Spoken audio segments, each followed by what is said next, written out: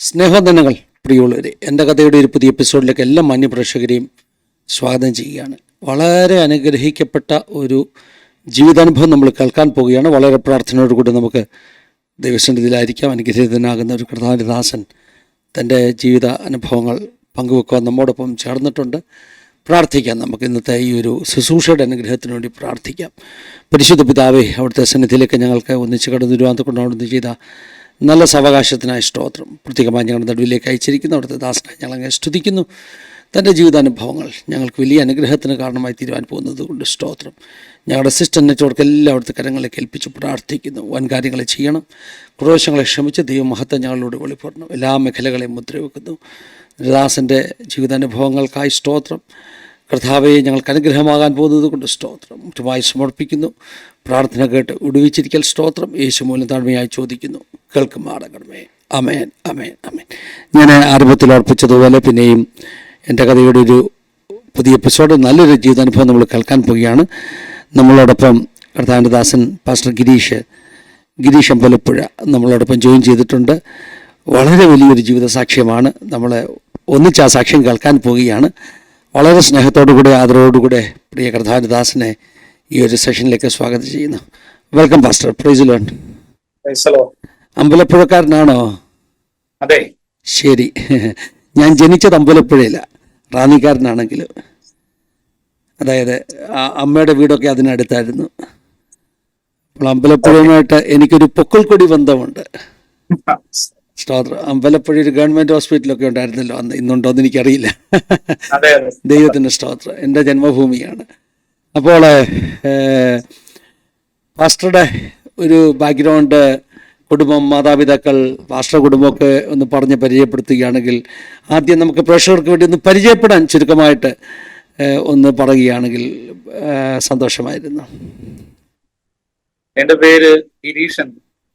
ഞാൻ ഇപ്പൊ പറഞ്ഞ ആലപ്പുഴ ജില്ലയിലെ അമ്പലപ്പുഴ എന്ന പ്രദേശത്ത് ആണ് ജനിച്ചു വളർന്നത്. ഞാനൊരു ഹൈന്ദവ പാരമ്പര്യ കുടുംബത്തിലാണ് ജനിച്ചത്. എൻ്റെ ബാല്യം ഞാൻ ഈ അമ്പലപ്പുഴയിലാണ് ചെലവഴിച്ചത്. അമ്പലപ്പുഴയിൽ ഒരു ഗവൺമെന്റ് സ്കൂളിലാണ് ഞാൻ പഠിച്ചത്. അപ്പോൾ എനിക്ക് ഒരു സഹോദരി കൂടെ ഉണ്ട്. സ്കൂൾ പഠനത്തിന് ശേഷം ഞാൻ ഇവിടെ ആലപ്പുഴ ST കോളേജിലേക്ക് പ്രീ ഡിഗ്രിക്കായിട്ട് കടന്നുപോയി. അങ്ങനെ എൻ്റെ ആ ഒരു 16-ാമത്തെ വയസ്സ് തൊട്ട് തന്നെ, ആ ഒരു പ്രായത്തിലാണ് ഞാൻ പ്രീ ഡിഗ്രിക്ക് കടന്നുപോയതെന്നാണ് എൻ്റെ ഓർമ്മ. അപ്പോൾ മുതൽ തന്നെ ഞാനൊരു ഈ തികഞ്ഞ ചില അഡിക്ഷനുകൾക്ക് അടിമയായിപ്പോയി. അതായത് മദ്യപാനം, അതേപോലെ തന്നെ ഈ പാൻപരാഗ്, തമ്പാക്ക് മുതലായ ചില ദുശ്ശീലങ്ങളിലേക്ക് ഞാനന്ന് കടന്നുപോയി. അതായത് എൻ്റെ കൂട്ടുകെട്ടുകളെല്ലാം അത്തരത്തിലുള്ളതായിരുന്നു. എന്നാൽ അന്ന് എനിക്ക് ഒരു നല്ല വഴിയിലേക്ക് എന്നെ നയിച്ചു കൊണ്ടുപോകാനായിട്ട് ആരുമില്ലാത്ത ഒരു സാഹചര്യമായിരുന്നു. അങ്ങനെ എന്ന് വെച്ച് കഴിഞ്ഞാൽ, ഞാൻ എൻ്റെ ഇഷ്ടത്തിന്, മാതാപിതാക്കൾ രണ്ടുപേരും ഗവൺമെന്റ് ഉദ്യോഗസ്ഥരാണ്. സഹോദരി എന്നെക്കാട്ടി അല്പം കൂടി മുതിർന്നതായതുകൊണ്ട് സഹോദരിയുടെ വിവാഹം നേരത്തെ കഴിഞ്ഞു. അപ്പോൾ ആരും കൺട്രോൾ ചെയ്യുവാനില്ലാത്ത ഒരു സാഹചര്യത്തിലാണ് ഞാൻ വളർന്നു വന്നത്. അപ്പോൾ തന്നെ ഞാൻ ഇത്തരത്തിലുള്ള ചില അഡിക്ഷനുകളിലേക്ക് ബാല്യത്തിലെ തന്നെ കടന്നുപോയി. ഒരുപാട് സ്വാതന്ത്ര്യം എനിക്ക് ആ കാലഘട്ടത്തിൽ ഉണ്ടായിരുന്നു. അതോടൊപ്പം തന്നെ അല്പം മാതാപിതാക്കൾക്ക് ജോലി ഉള്ളത് കൊണ്ട് വലിയ സാമ്പത്തിക ബുദ്ധിമുട്ടുകളൊന്നും ആ കാലയളവിൽ എനിക്ക് ഉണ്ടായിരുന്നില്ല. അതുകൊണ്ട് തന്നെ ഞാൻ ഇങ്ങനെ കൂട്ടുകൂടി ഇങ്ങനെ സന്തോഷിച്ച് നടക്കുന്ന ഒരു ബാല്യമായിരുന്നു എനിക്ക്. അതിനുശേഷമാണ് ഞാൻ ഡിഗ്രിയും ഞാൻ അതേ കോളേജിൽ തന്നെ ഡിഗ്രി വരെ പഠിക്കുവാൻ ദൈവം എനിക്ക് അവസരം തന്നു. ആ ഡിഗ്രിക്ക് ശേഷം ഞാൻ വിദേശത്തേക്ക് കടന്നുപോയി ഒരു ജോലിയോടുള്ള ബന്ധത്തിൽ. അപ്പോൾ ഈ കോളേജിലായിരുന്ന സമയങ്ങളിലൊക്കെ തന്നെ അല്പമായ രാഷ്ട്രീയ പ്രവർത്തനങ്ങളിലും വിദ്യാർത്ഥി രാഷ്ട്രീയത്തിലൊക്കെ സജീവമായിട്ട് നിൽക്കുന്ന ഒരു സാഹചര്യം ഉണ്ടായിരുന്നു.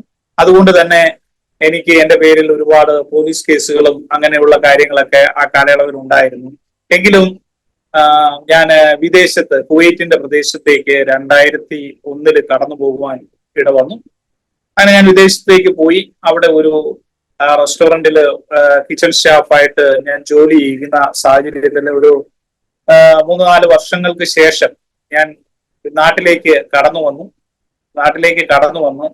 2006 ഞാൻ വിവാഹം കഴിച്ചു. ഞാൻ വിവാഹം കഴിച്ചതും എൻ്റെ കുടുംബത്തിൽ നിന്ന് തന്നെയുള്ള എൻ്റെ ഒരു അച്ഛന്റെ സഹോദരിയുടെ മകളെയാണ് വിവാഹം കഴിച്ചത്. ഹൈന്ദവ ആചാരപ്രകാരമുള്ള വിവാഹമായിരുന്നു. ഞങ്ങളുടെ കുടുംബം എന്ന് പറഞ്ഞു കഴിഞ്ഞാൽ ഒരുപാട് ഇത്തരത്തിലുള്ള വിശ്വാസ രീതികൾ, വെച്ചാരാധനകളും ഹൈന്ദവ പൂജാരീതികളും എല്ലാം പിന്തുടരുന്ന ഒരു കുടുംബമായിരുന്നു. അപ്പോൾ ഹൈന്ദവ ആചാരപ്രകാരം എന്റെ വിവാഹം നടന്നു. അതിനുശേഷം 2006 ഞാൻ എന്റെ വിദേശത്തേക്ക് കൊണ്ടുപോയി. അങ്ങനെ ഞങ്ങൾ ഒരുമിച്ച് ആ ദേശത്ത് ആയിരുന്നു. സാമ്പത്തിക ബുദ്ധിമുട്ടുകളും പ്രയാസങ്ങളും ഒക്കെ ഉണ്ടായിരുന്നു. എങ്കിലും ഞങ്ങൾ അവിടെ ജീവിച്ച് പോരുകയായിരുന്നു. അങ്ങനെ ഒരു സാഹചര്യത്തിൽ വൈഫ് പ്രഗ്നന്റ് ആയി.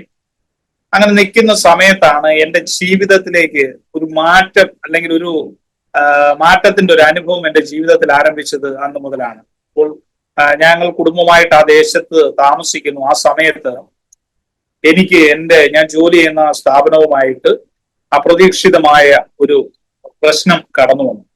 ആ സ്ഥാപനത്തിന്റെ ഉടമയും ഞാനുമായിട്ട് തെറ്റുന്ന ഒരു സാഹചര്യം ഉണ്ടായി. ഇത്തരത്തിലൊരു സാഹചര്യം വന്നപ്പോൾ എനിക്ക് ആ ദേശത്ത് തുടർന്ന് അവരുടെ വിസയിൽ നിൽക്കുവാൻ കഴിയാത്തൊരു സാഹചര്യം ഉണ്ടായി. അവരുടെ വിസ ക്യാൻസൽ ചെയ്യുകയും ദേശത്തേക്ക് അയക്കുവാനുള്ള നടപടികൾ ചെയ്യുകയും ചെയ്തു. അന്നത്തെ എന്റെ ഒരു സാഹചര്യത്തിന് ഞങ്ങൾക്ക് 2 പേർക്ക് ദേശത്തേക്ക് യാത്ര ചെയ്ത് വരുവാനുള്ള സാമ്പത്തികം എന്റെ കയ്യിൽ ഇല്ലായിരുന്നു. ഒന്നാമത്തെ വിഷയം. രണ്ടാമത്, വൈഫിന് യാത്ര ചെയ്യുന്നതിന് പ്രഗ്നന്റ് ആയത് മൂലം അല്പം ശാരീരികമായ പരിമിതികൾ ഉണ്ടായിരുന്നു. അതുകൊണ്ട് ഡോക്ടർ ആ യാത്ര അനുവദിച്ചില്ല. അതുകൊണ്ട് ഞാൻ ഒറ്റയ്ക്ക് ദേശത്തേക്ക് കടന്നു വന്നു. ഒറ്റയ്ക്ക് ദേശത്തേക്ക് കടന്നു വരുമ്പോൾ എൻ്റെ മനസ്സിലെ ചിന്ത എന്ന് പറഞ്ഞു കഴിഞ്ഞാൽ, എത്രയും പെട്ടെന്ന് ഒരു വിസ സംഘടിപ്പിച്ച് തിരികെ ആ ദേശത്തേക്ക് മടങ്ങിപ്പോകാം എന്നൊരു പ്രതീക്ഷയിലാണ് ഞാൻ ദേശത്തേക്ക് കടന്നു വന്നത്. ഞാൻ ഇവിടെ വരികയും അന്നത്തെ എൻ്റെ ഒരു സാമ്പത്തികം, ഇവിടെ നിന്ന് ഞാൻ അതിനാവശ്യമായ ഒരു വിസയ്ക്ക് ആവശ്യമായ പണമൊക്കെ ക്രമീകരിക്കുകയൊക്കെ ചെയ്തു. അത് വൈഫിന്റെ കരങ്ങളിൽ എത്തിക്കുകയും ചെയ്തു. പക്ഷേ അന്നേരമാണ് നമ്മൾ നനച്ചിരിക്കാത്ത ഒരു വലിയ പ്രതിസന്ധി എന്റെ ജീവിതത്തിലേക്ക് വീണ്ടും കടന്നു വന്നത്. അന്ന് ഒരു പുതിയ വിസകൾ കൊടുക്കുന്നത് കുവൈറ്റ് ഗവൺമെന്റ് കുറച്ചു കാലത്തേക്ക് നിർത്തിവെച്ച ഒരു സാഹചര്യം ഉണ്ടായിരുന്നു.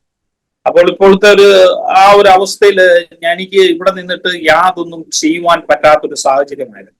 എന്ത് ചെയ്യണമെന്ന് അറിയാതെ മുന്നോട്ട് പോയിക്കൊണ്ടിരുന്ന ഒരു സാഹചര്യമാണ്. അന്നത്തെ എൻ്റെ പാരമ്പര്യവും എൻ്റെ ഒരു വിശ്വാസ രീതികളും അനുസരിച്ച് എന്നെ കൊണ്ട് ചെയ്യുവാൻ കഴിയാവുന്നതെല്ലാം ഞാൻ ഇവിടെ നിന്ന് ചെയ്തു എന്നുള്ളതാണ്. കാര്യം, ഈ ദേശത്ത് നിന്നുകൊണ്ട് ഞങ്ങൾക്കറിയാവുന്ന പല ജ്യോത്സ്യന്മാരെയും പല മന്ത്രവാദികളെയും സമീപിക്കുകയും അവരുടെയൊക്കെ കുറിപ്പടി പ്രകാരം പല ക്ഷേത്രങ്ങളിലും പല സംസ്ഥാനങ്ങളിലും കടന്നുപോയി. ഞങ്ങൾ കേരളം, തമിഴ്നാട്, കർണാടകയൊക്കെ സംസ്ഥാനങ്ങളിൽ കടന്നുപോയി ഒരുപാട് വഴിപാടുകൾ നടത്തുകയും ഒരുപാട് പൂജകൾ ചെയ്യുകയും ഒക്കെ ചെയ്തു. അപ്പൊ ഞങ്ങളുടെ ഒരു ആഗ്രഹം എന്ന് പറഞ്ഞാൽ എത്രയും പെട്ടെന്ന് ഒരു വിസ ലഭിക്കണം, എനിക്ക് ആ ദേശത്തേക്ക് മടങ്ങിപ്പോകണമെന്നായിരുന്നു. പക്ഷേ അന്നേരം മാനുഷികമായ ചില ശബ്ദങ്ങളിൽ ഞാൻ ഇതിനിടയ്ക്ക് കേട്ടു. ചില ജ്യോത്സ്യന്മാരും ചില മന്ത്രവാദികളും എന്നോട് പറഞ്ഞത്, നിങ്ങൾ മടങ്ങി നിങ്ങളുടെ ഭവനത്തിലേക്ക് പോവുക. എന്തുകൊണ്ടെന്നാൽ ഇന്നത്തെ സാഹചര്യത്തിൽ നിങ്ങൾ ഇവിടെ നിന്ന് എത്ര പണം ചെലവഴിച്ചാലും നിങ്ങൾക്ക് ആ ദേശത്തേക്ക് കടന്നു പോകാൻ സാധിക്കത്തില്ല. എന്തുകൊണ്ടെന്നാൽ ആ ഗവൺമെന്റ് ഇപ്പോൾ ഒരു പുതിയ വിസ ആർക്കും കൊടുക്കുന്നില്ല. ഇത്തരത്തിലുള്ള ഒരു സാഹചര്യത്തിൽ ആർക്കും ഒന്നും ചെയ്യുവാൻ കഴിയത്തില്ല. അതുകൊണ്ട് നിങ്ങൾ മടങ്ങി നിങ്ങളുടെ ഭവനത്തിലേക്ക് പോവുകയാണ്, അതാണ് നല്ലത് എന്നൊരു ഉപദേശം എനിക്ക് കിട്ടി. അപ്പോൾ ഞാൻ ആ ഉപദേശപ്രകാരം ഞങ്ങൾ തിരിച്ച് ഞങ്ങളുടെ ഭവനത്തിലേക്ക് വന്നു. ഞങ്ങൾ അന്നത്തെ വിശ്വാസ രീതികൾ അനുസരിച്ച് പ്രാർത്ഥിച്ചുകൊണ്ടിരുന്നു. ഞാൻ ഒരുപാട് മുസ്ലിം ദേവാലയങ്ങളിൽ പോയി പ്രാർത്ഥിക്കുകയും പലരോടും വിളിച്ചു പറയുകയും പലരും എനിക്ക് വേണ്ടി പ്രാർത്ഥിക്കുകയൊക്കെ ചെയ്തെങ്കിലും ഒരു ഫലവും ഉണ്ടാകാത്ത ഒരു സാഹചര്യം. അപ്പോൾ നമുക്കറിയാമല്ലോ, ദൈവം എല്ലാത്തിനും ഒരു സമയം തീരുമാനിച്ചിട്ടുണ്ട്. ദൈവത്തിന്റെ തീരുമാനിച്ചിരിക്കുന്ന സമയത്ത് എല്ലാം നടക്കും. പെട്ടെന്ന് വൈഫിന് BP കൂടുന്ന ഒരു സാഹചര്യം ഉണ്ടായി. വൈഫ് ഒറ്റയ്ക്ക് തന്നെ ഒരു ടാക്സി എടുത്ത് മെറ്റേണിറ്റി ഹോസ്പിറ്റലിലേക്ക് കടന്നു പോവുകയും അവിടെ വെച്ച് എമർജൻസി ആയിട്ട് വൈഫിന്റെ സ്ഥിതി വളരെ മോശമായിരുന്നു.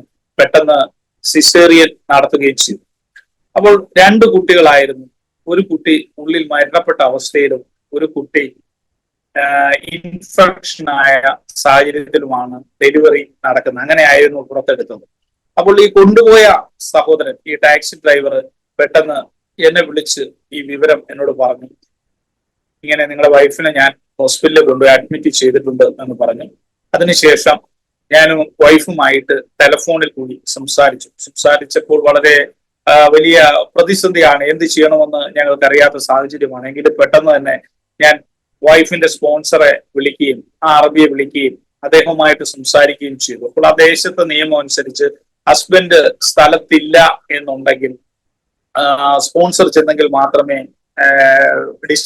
പേഷ്യന്റിനെ ഡിസ്ചാർജ് ചെയ്യത്തുള്ളൂ. അങ്ങനെ ഒരു സാഹചര്യമായി. അപ്പോൾ അദ്ദേഹം കടന്ന് ആ ഹോസ്പിറ്റലിലേക്ക് അതിന് 2 ദിവസത്തിന് ശേഷം അദ്ദേഹം കടന്നു പോവുകയും അദ്ദേഹം വൈഫിനെ ഡിസ്ചാർജ് ചെയ്യുകയും ചെയ്തു. ഇപ്പോഴത്തെ സാഹചര്യം എന്ന് പറഞ്ഞാൽ ഞാൻ ദേശത്ത്, വൈഫ് റൂമിലാണ്, കുഞ്ഞ് വെന്റിലേറ്ററിന്റെ അവസ്ഥയിലും. ഇങ്ങനെ അപ്പോൾ എനിക്ക് തിരിച്ചു പോകാനായിട്ട് ഞാൻ പരമാവധി ശ്രമിച്ചിട്ടും യാതൊരുവിധ സാഹചര്യങ്ങളും ഉണ്ടാകുന്നില്ല. അങ്ങനെ ഞാൻ ഇങ്ങനെ എന്തെങ്കിലും ഒരു രക്ഷാമാർഗത്തിന് വേണ്ടിയിട്ട് ഞങ്ങൾ പ്രാർത്ഥിച്ചുകൊണ്ടിരിക്കുന്ന ഒരു സാഹചര്യത്തിലാണ്. അപ്പോൾ വൈഫ് സ്ഥിരമായിട്ട് ഈ കുഞ്ഞിനെ കാണുവാൻ വേണ്ടിയിട്ട് ഈ ഹോസ്പിറ്റലിൽ വിസിറ്റ് ചെയ്യുമായിരുന്നു. മിക്ക ദിവസങ്ങളിലും ഈ ബ്രസ്റ്റ് മിൽക്കുമായിട്ട് ഈ ഹോസ്പിറ്റലിൽ കുഞ്ഞിനെ കാണുവാൻ വേണ്ടിയിട്ട് കടന്നു പോകും. അങ്ങനെ ഒരു സ്ഥിരമായിട്ട് കടന്നുപോയിക്കൊണ്ടിരുന്ന സാഹചര്യത്തിലാണ് ഒരു കോട്ടയം സ്വദേശിനിയായ ചിറ്റി എന്ന് പറയുന്ന ഒരു സഹോദരി അവിടെ ജോലി ചെയ്തുകൊണ്ടിരുന്ന ആ സഹോദരി വൈഫിനെ കാണുകയും വൈഫിനോട് സാഹചര്യങ്ങൾ ചോദിച്ചറിയുകയും ആ സഹോദരി വൈഫിനോട് സുവിശേഷം പങ്കുവയ്ക്കുകയും ചെയ്തു. അപ്പോൾ ഈ ചിറ്റി എന്ന സഹോദരി ഞങ്ങളോട് അന്ന് പറഞ്ഞത്, വൈഫിനോട് പറഞ്ഞു, നിങ്ങൾ ഞങ്ങളുടെ സഭയിലേക്ക് വരാമെങ്കിൽ ഞങ്ങൾ നിങ്ങൾക്ക് വേണ്ടി പ്രാർത്ഥിക്കാം എന്ന് പറഞ്ഞു. അപ്പോൾ വൈഫ് എന്നെ വിളിച്ചിട്ട് പറഞ്ഞു, ഇങ്ങനെ ഒരു സഹോദരി പറയുന്നുണ്ട്, അവരുടെ പള്ളിയിൽ ചെല്ലാമെങ്കിൽ അവർ ഞങ്ങൾക്ക് വേണ്ടി പ്രാർത്ഥിക്കാം എന്ന് പറയുന്നു, അവർ നമുക്ക് വേണ്ടി പ്രാർത്ഥിക്കും എന്ന് പറഞ്ഞു. അപ്പോൾ ഞങ്ങള് ഒരു രക്ഷയുമില്ലാതെ നിൽക്കുകയാണ്. അതായത് വെള്ളത്തിൽ മുങ്ങിത്താഴുന്ന ഒരു അവസ്ഥയിൽ ഒരു കച്ചിത്തുരുമ്പ് കിട്ടിയ ഒരു സാഹചര്യമാണ് എനിക്കന്ന് തോന്നിയത്. അപ്പോൾ ഞാൻ പറഞ്ഞു, എന്തായാലും അവരോട് കൂടെ പോവുക, എന്തായാലും അവിടെ പോയി പ്രാർത്ഥിക്കുക, നമ്മള് എല്ലാ വഴികളിലൂടെയും ശ്രമിക്കുക എന്ന് മാത്രമാണ് ഞാൻ ഉദ്ദേശിച്ചത്.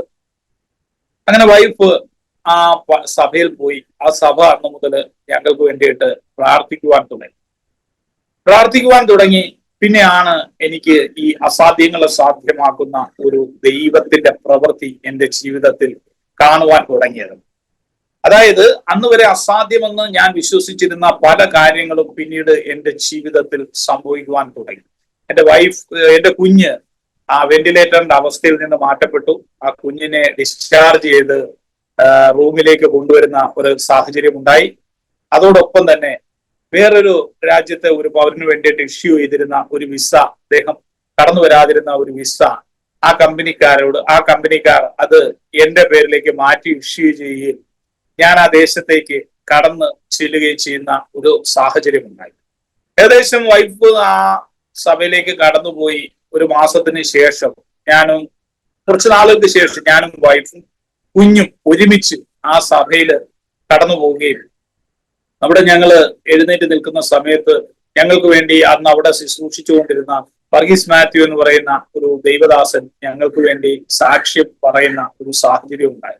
അങ്ങനെയാണ് ദൈവത്തിന് സ്തോത്രം, ഈ ഇന്ന് വരെ ആ കർത്താവിനെ കുറിച്ചോ വിശുദ്ധ വേദപുസ്തകത്തെ കുറിച്ചോ ബൈബിൾ എന്ന് പറയുന്ന ഒരു പുസ്തകത്തെ കുറിച്ചോ ദൈവത്തിന്റെ വചനത്തെ കുറിച്ചോ യാതൊരുവിധ അറിവുകളും ഇല്ലാതിരുന്ന ഒരു മനുഷ്യനായ എന്നെ ദൈവത്തിന് സ്തോത്രം ദൈവത്തിന്റെ ഒരു സഭയുടെ ഭാഗമായിട്ട് അല്ലെങ്കിൽ ഒരു ദൈവ പൈതലായിട്ട് ഒരു ദൈവ മകനായിട്ട് ദൈവം തിരഞ്ഞെടുത്തത് ഇങ്ങനെ ഒരു സംഭവത്തിലൂടെയാണ്. ദൈവത്തിന് സ്തോത്രം. അതിനുശേഷം ഞങ്ങൾ ആ ദേശത്ത് പിന്നെയും ഏകദേശം 8 വർഷത്തോളം ആ ദേശത്ത് ജീവിക്കുവാനായിട്ട് ദൈവം അവസരം തന്നു.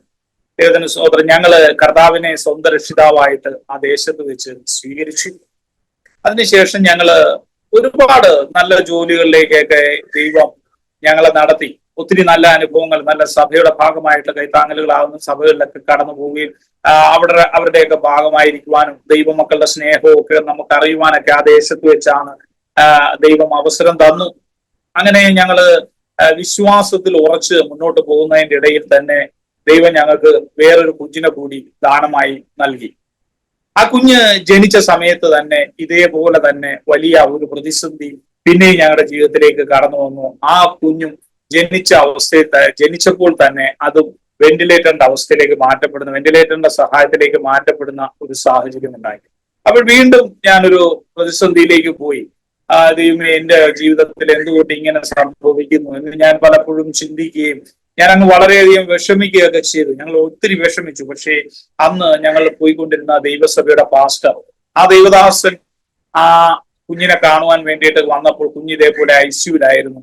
ആ കുഞ്ഞിനെ കാണുവാൻ വേണ്ടി വന്നിട്ട് അദ്ദേഹത്തിന് ഐസിയുലേക്ക് കയറ്റിയില്ല. പക്ഷെ ഐസിയുവിന്റെ സൈഡിൽ വന്നിട്ട് ആ ഗ്ലാസിനരികിൽ നിന്നുകൊണ്ട് ആ ദൈവദാസൻ പ്രാർത്ഥിച്ചു.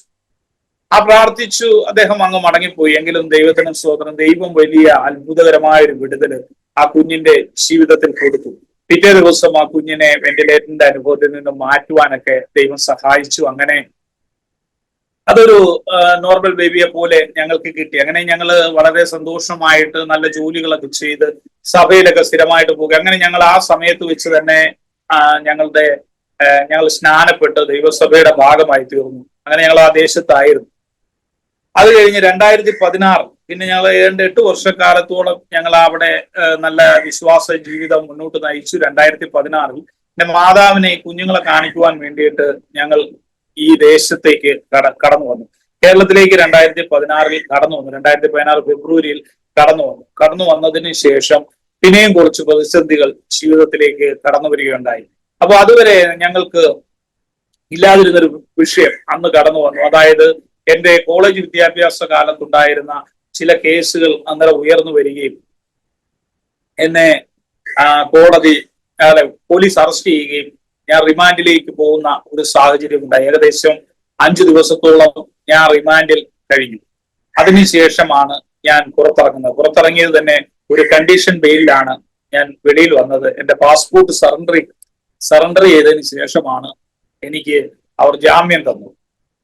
അങ്ങനെ ഞാൻ ജയിലിൽ നിന്ന് പുറത്തു വന്നു. പക്ഷെ അങ്ങനെ ഞങ്ങൾക്ക് പിന്നീട് കുവൈറ്റിന്റെ പ്രദേശത്തേക്ക് കടന്നു പോകാൻ സാധിക്കാത്ത ഒരു സാഹചര്യം ഉണ്ടായി. അങ്ങനെ വിദേശത്തേക്ക് കടന്നു പോകാൻ സാധിച്ചില്ല. അങ്ങനെ ഞങ്ങൾ ഈ ദേശത്ത് തന്നെ നിൽക്കുന്ന സാഹചര്യം ഉണ്ടായി. അപ്പോൾ അങ്ങനെ ഒരു സാഹചര്യം വന്നപ്പോൾ ഞങ്ങളുടെ ചില ബന്ധുക്കള് പൂനെയുടെ പ്രദേശത്ത് ചില ബിസിനസ്സുകളൊക്കെ ചെയ്യുന്നവരുണ്ടായിരുന്നു. അങ്ങനെ അവിടേക്ക് ഞങ്ങൾക്കൊരു പറിച്ചു നടലുണ്ടായി. അതായത് പെട്ടെന്ന് ഇതെല്ലാം സംഭവിച്ചത് 1-2 ആഴ്ചകൾക്കുള്ളിലാണ് ഈ സംഭവങ്ങളെല്ലാം സംഭവിക്കുന്നത്. അങ്ങനെ ഞങ്ങൾ ദേശത്തേക്ക് ഇവിടെ നിന്ന് മാറി താമസിക്കുന്ന ഒരു സാഹചര്യം ഉണ്ടായി. അങ്ങനെ 2016 മുതൽ ഞാൻ പൂനെയിലേക്ക് കടന്നുപോയി. അവിടെ ആദ്യം ഒരു മഹീന്ദ്രയിൽ ഒരു ചെറിയ സഭയെ, അവിടെ ഞങ്ങൾ താമസിച്ചിരുന്ന ആ ഗ്രാമത്തിൽ ചർച്ച് ഓഫ് ഗോഡിന്റെ ഒരു സഭ ഉണ്ടായിരുന്നു. കടന്നു പോവുകയും അവിടെ ആരാധനയ്ക്കൊക്കെ ആയിട്ട് കടന്നു പോവുകയൊക്കെ ചെയ്തു. അപ്പോൾ അവിടെ ബന്ധുക്കളെല്ലാം ഞങ്ങൾ ഇങ്ങനെ ഒരു വിശ്വാസത്തിലാണ് ഇപ്പോൾ ജീവിക്കുന്നതെന്ന് ബന്ധുക്കളുടെ ഭാഗത്തു നിന്നൊരു നിസ്സഹകരണം ഉണ്ടായി. അങ്ങനെ ഞങ്ങള് ആ ദേശത്ത് സഭ ഞങ്ങൾക്ക് കൈത്താങ്ങലായി. ചെറിയ കച്ചവടങ്ങളും കാര്യങ്ങളും ഒക്കെ അവിടെ തുടങ്ങി.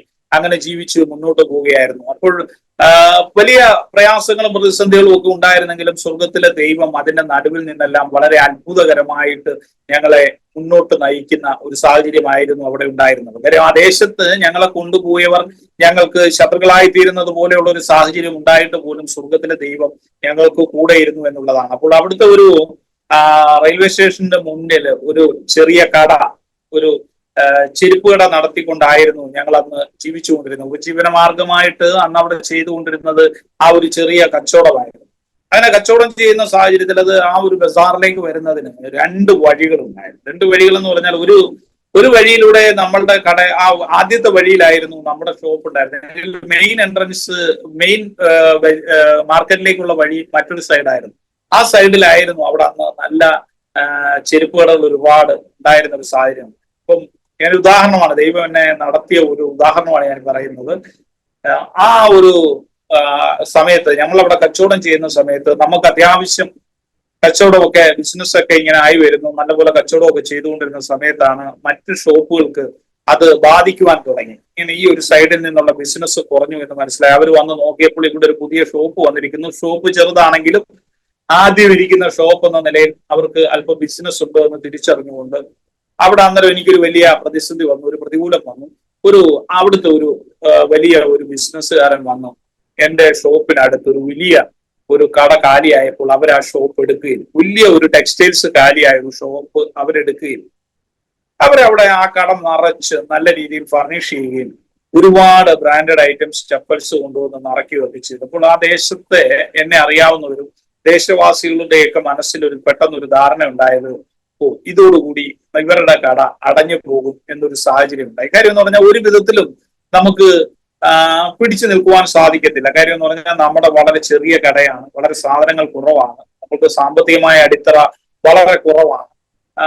അപ്പോൾ നമ്മളുടെ കയ്യിൽ എല്ലാ ഫെസിലിറ്റീസും കുറവാണ്. അപ്പോഴത്തേക്കും എല്ലാ ഫെസിലിറ്റികളുമായിട്ട് തൊട്ടടുത്ത് നല്ലൊരു സ്ഥാപനം വന്നപ്പോൾ ആ ദേശക്കാർ പറഞ്ഞു ആ കട അടഞ്ഞു പോകും, അതിന് ഇനി ഒരു സാധ്യതയില്ല എന്ന് പറഞ്ഞു. പക്ഷെ ഞങ്ങളുടെ ഉപജീവന മാർഗം ഇത് മാത്രമായിരുന്നു, മറ്റ് വരുമാനങ്ങളൊന്നുമില്ല. അങ്ങനെ നിൽക്കുന്ന സമയത്ത് അവിടെ അവർ സ്റ്റാർട്ട് ചെയ്തെങ്കിലും നമ്മുടെ ബിസിനസ്സിനെ അത് അധികമായിട്ട് പ്രതികൂലമായിട്ട് ബാധിച്ചു. ബാധിക്കാതെ സ്വർഗത്തിലെ ദൈവം നോക്കി. അവർക്ക് സ്റ്റാർട്ടിങ്ങിലൊക്കെ അവർ നല്ല രീതിയിലുള്ള ബിസിനസ്സുകളൊക്കെ ചെയ്തുകൊണ്ടിരുന്നു എന്നാണ് എൻ്റെ ഒരു അറിവ്. അതിനുശേഷം ഒരു 3 മാസത്തിന് ശേഷം, 3-3.5 മാസങ്ങൾക്ക് ശേഷം ആ കടയുടെ ഉടമസ്ഥൻ എന്റെ സ്ഥാപനത്തിൽ വന്നു. ഞാനപ്പോ അവിടെ പുറത്ത് ഇങ്ങനെ നിൽപ്പുണ്ട്. എന്നോട് വന്നിട്ട് പറഞ്ഞത് ഇത്രയേ ഉള്ളൂ, ഞങ്ങള് ഈ കടയൊന്ന് കാലിയാക്കുക, ഞങ്ങൾ സാധനം എടുക്കുക. അപ്പൊ ഞാൻ ചോദിച്ചു എന്ത് പറ്റിയെന്ന് ചോദിച്ചു. പറഞ്ഞു ഞങ്ങൾ ഒരുപാട് സാധനം ഇട്ടു, 3-4 സ്റ്റാഫിനെ വെച്ചു, വലിയ കട ഡെക്കറേറ്റ് ചെയ്തു, ഒരുപാട് കാശ് മുടക്കി, പക്ഷേ പ്രതീക്ഷിച്ച ഒരു ബിസിനസ് ഞങ്ങൾക്ക് ഇവിടെ നിന്ന് കിട്ടുന്നില്ല. അപ്പോൾ ദേശവാസികൾ, ഞാൻ ചോദിച്ചു അപ്പം നിങ്ങൾക്ക് ബിസിനസ് മോശമാണ്? ബിസിനസ് മോശം. അപ്പൊ ദേശവാസികൾ വിചാരിച്ചത് ഈ കട വന്നാൽ എന്റെ കട അടഞ്ഞു പോകും എന്നായിരുന്നു. പക്ഷെ എനിക്ക് യാതൊന്നും സംഭവിച്ചില്ല. അത് മാത്രമല്ല, സ്വർഗത്തിലെ ദൈവം വലിയ ഒരു അത്ഭുതം അവിടെ ചെയ്തെന്ന് പറഞ്ഞാൽ ഇവർ നടത്തിക്കൊണ്ടിരുന്ന ഈ സ്ഥാപനം, ഇവർ കാലിയാക്കുന്ന ഈ സ്ഥാപനം എനിക്ക് സ്വർഗത്തിലെ ദൈവം തന്നു എന്നുള്ളതാണ്. ദൈവത്തിന് സ്തോത്രം. അതിനുശേഷം ഏകദേശം ഒരു 2-2.5 വർഷക്കാലത്തോളം ആ സ്ഥാപനത്തിൽ കച്ചവടം ചെയ്യാനുള്ള ഒരു സാഹചര്യം സ്വർഗത്തിന്റെ ദൈവം എനിക്ക് തന്നു. ഇവര് കാലിയാക്കി പോയ ആ സ്ഥാപനത്തിലേക്ക് ഞാൻ കടന്നു ചെന്ന് എന്റെ സാധനങ്ങൾ അവിടെ നിറച്ച് ഞാൻ പിന്നെ അതൊരു നല്ല ഷോപ്പായിട്ട് പിന്നീട് ആ ദേശം വിടുന്ന കാലത്തോളം അവിടെ കച്ചവടം ചെയ്യുവാനുള്ള സാഹചര്യം ഞാൻ തന്നു. അത് എല്ലാം പ്രതികൂലമായിരുന്നു.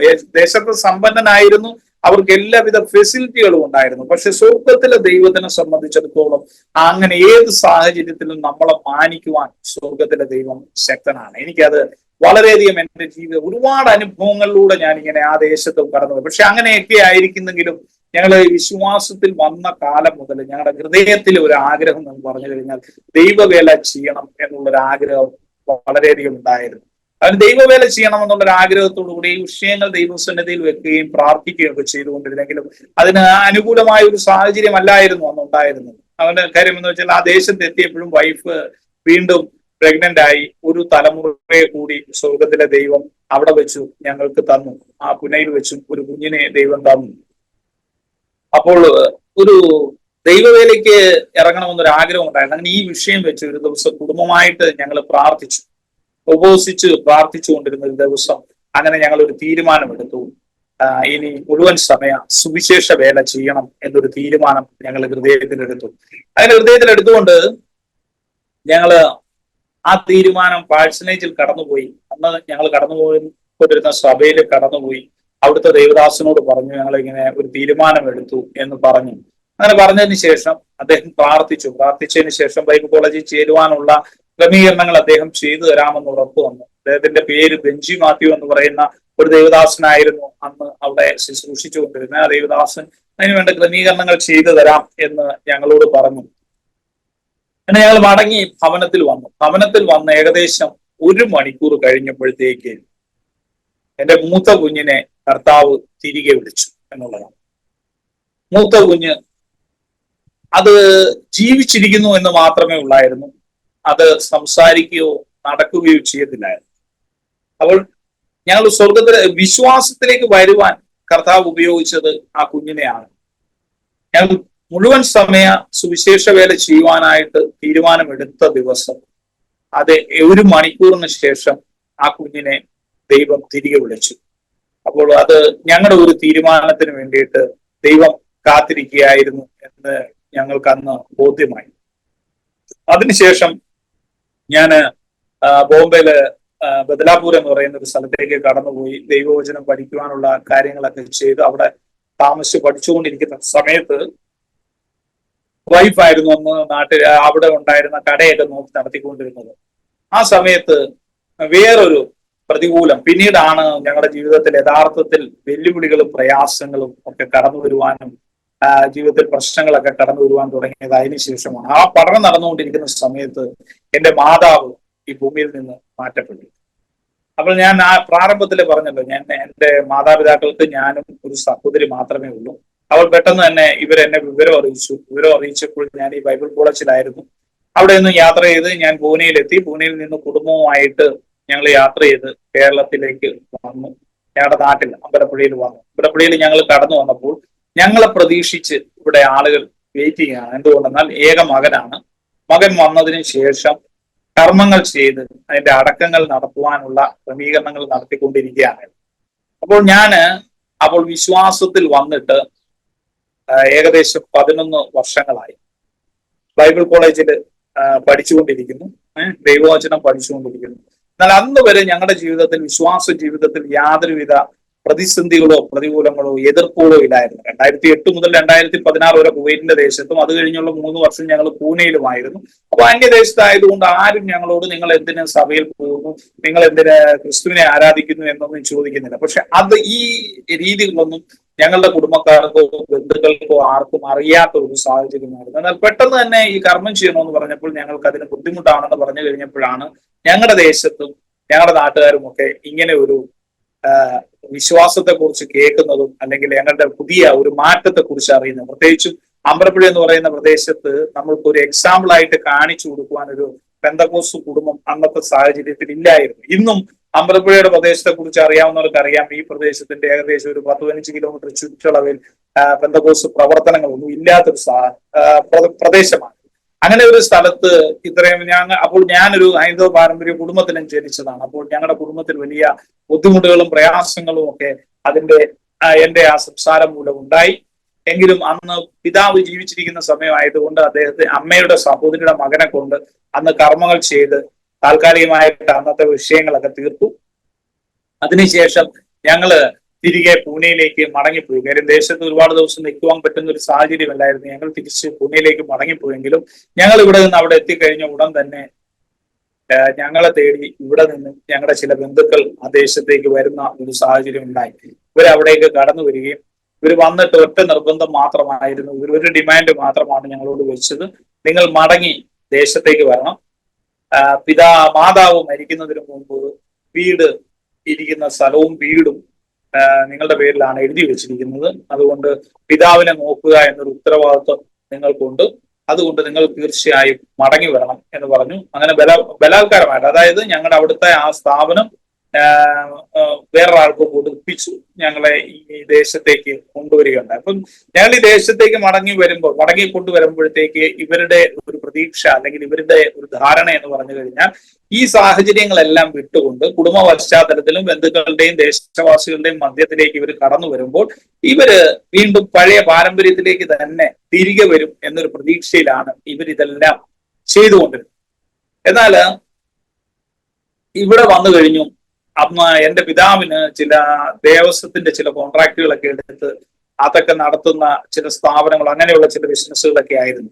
അപ്പോൾ ഇവിടെ വന്നു കഴിഞ്ഞപ്പോൾ ഇദ്ദേഹം എന്നോട് പറഞ്ഞു, ആ കച്ചവടങ്ങളൊക്കെ ഏറ്റെടുത്ത് നടത്തുകയോ ആ സ്ഥാപനങ്ങളിൽ വർക്ക് ചെയ്യുകയോ ചെയ്യണം എന്നൊരു നിർദ്ദേശം എന്നോട് വെച്ചു. എന്നാൽ അന്നത്തെ ഒരു സാഹചര്യത്തിൽ ഞാൻ പറഞ്ഞത് എനിക്കത് ബുദ്ധിമുട്ടാണ്, ഞാൻ അത്തരത്തിലൊരു ബിസിനസ്സിലേക്ക് കടന്നു വരുവാൻ സാധിക്കത്തില്ല, അതുകൊണ്ട് എനിക്കത് ബുദ്ധിമുട്ടാണ് എന്ന് പറഞ്ഞു. അങ്ങനെ ഒരു സാഹചര്യം വന്നപ്പോൾ ഞാനും പിതാവുമായിട്ടുള്ള ഒരു നല്ല ബന്ധം നഷ്ടപ്പെട്ടു. നല്ല ബന്ധം പിതാവുമായിട്ട് മാത്രമല്ല കുടുംബക്കാരും ഒക്കെ ആയിട്ടും നമ്മളൊരു സ്വരച്ചേർച്ചയില്ലാത്തൊരു സാഹചര്യത്തിലേക്ക്, ഒരു പണക്കത്തിന്റെ അവസ്ഥയിലേക്ക് കടന്നുപോയി. പ്രത്യേകിച്ചും അന്നത്തെ സാഹചര്യത്തിൽ എനിക്ക് ദേശത്ത് പെന്തക്കോസ്ത് വിശ്വാസികളുമായിട്ടോ സഭകളുമായിട്ടോ ബന്ധമില്ല. എനിക്ക് അങ്ങനെ ദേശത്ത് ആരെയും പരിചയമില്ലാത്തൊരു സാഹചര്യവും, പിന്നെ ബന്ധുക്കളും ഒക്കെ ഞങ്ങളെ ഇങ്ങനെ ഒരു വിശ്വാസത്തിന്റെ പേരിൽ ഒറ്റപ്പെടുത്തുന്ന ഒരു സാഹചര്യവുമായി. പിന്നെ ഏകദേശം അതിനോടനുബന്ധിച്ചാണ് നമ്മുടെ നാട്ടില് കൊറോണ എന്ന് പറയുന്ന ഒരു മഹാമാരി കൂടി വന്ന് അങ്ങനെ ദേശത്തും വലിയൊരു പ്രതികൂലം കടന്നു വരുന്ന ഒരു സാഹചര്യം ഉണ്ടായി.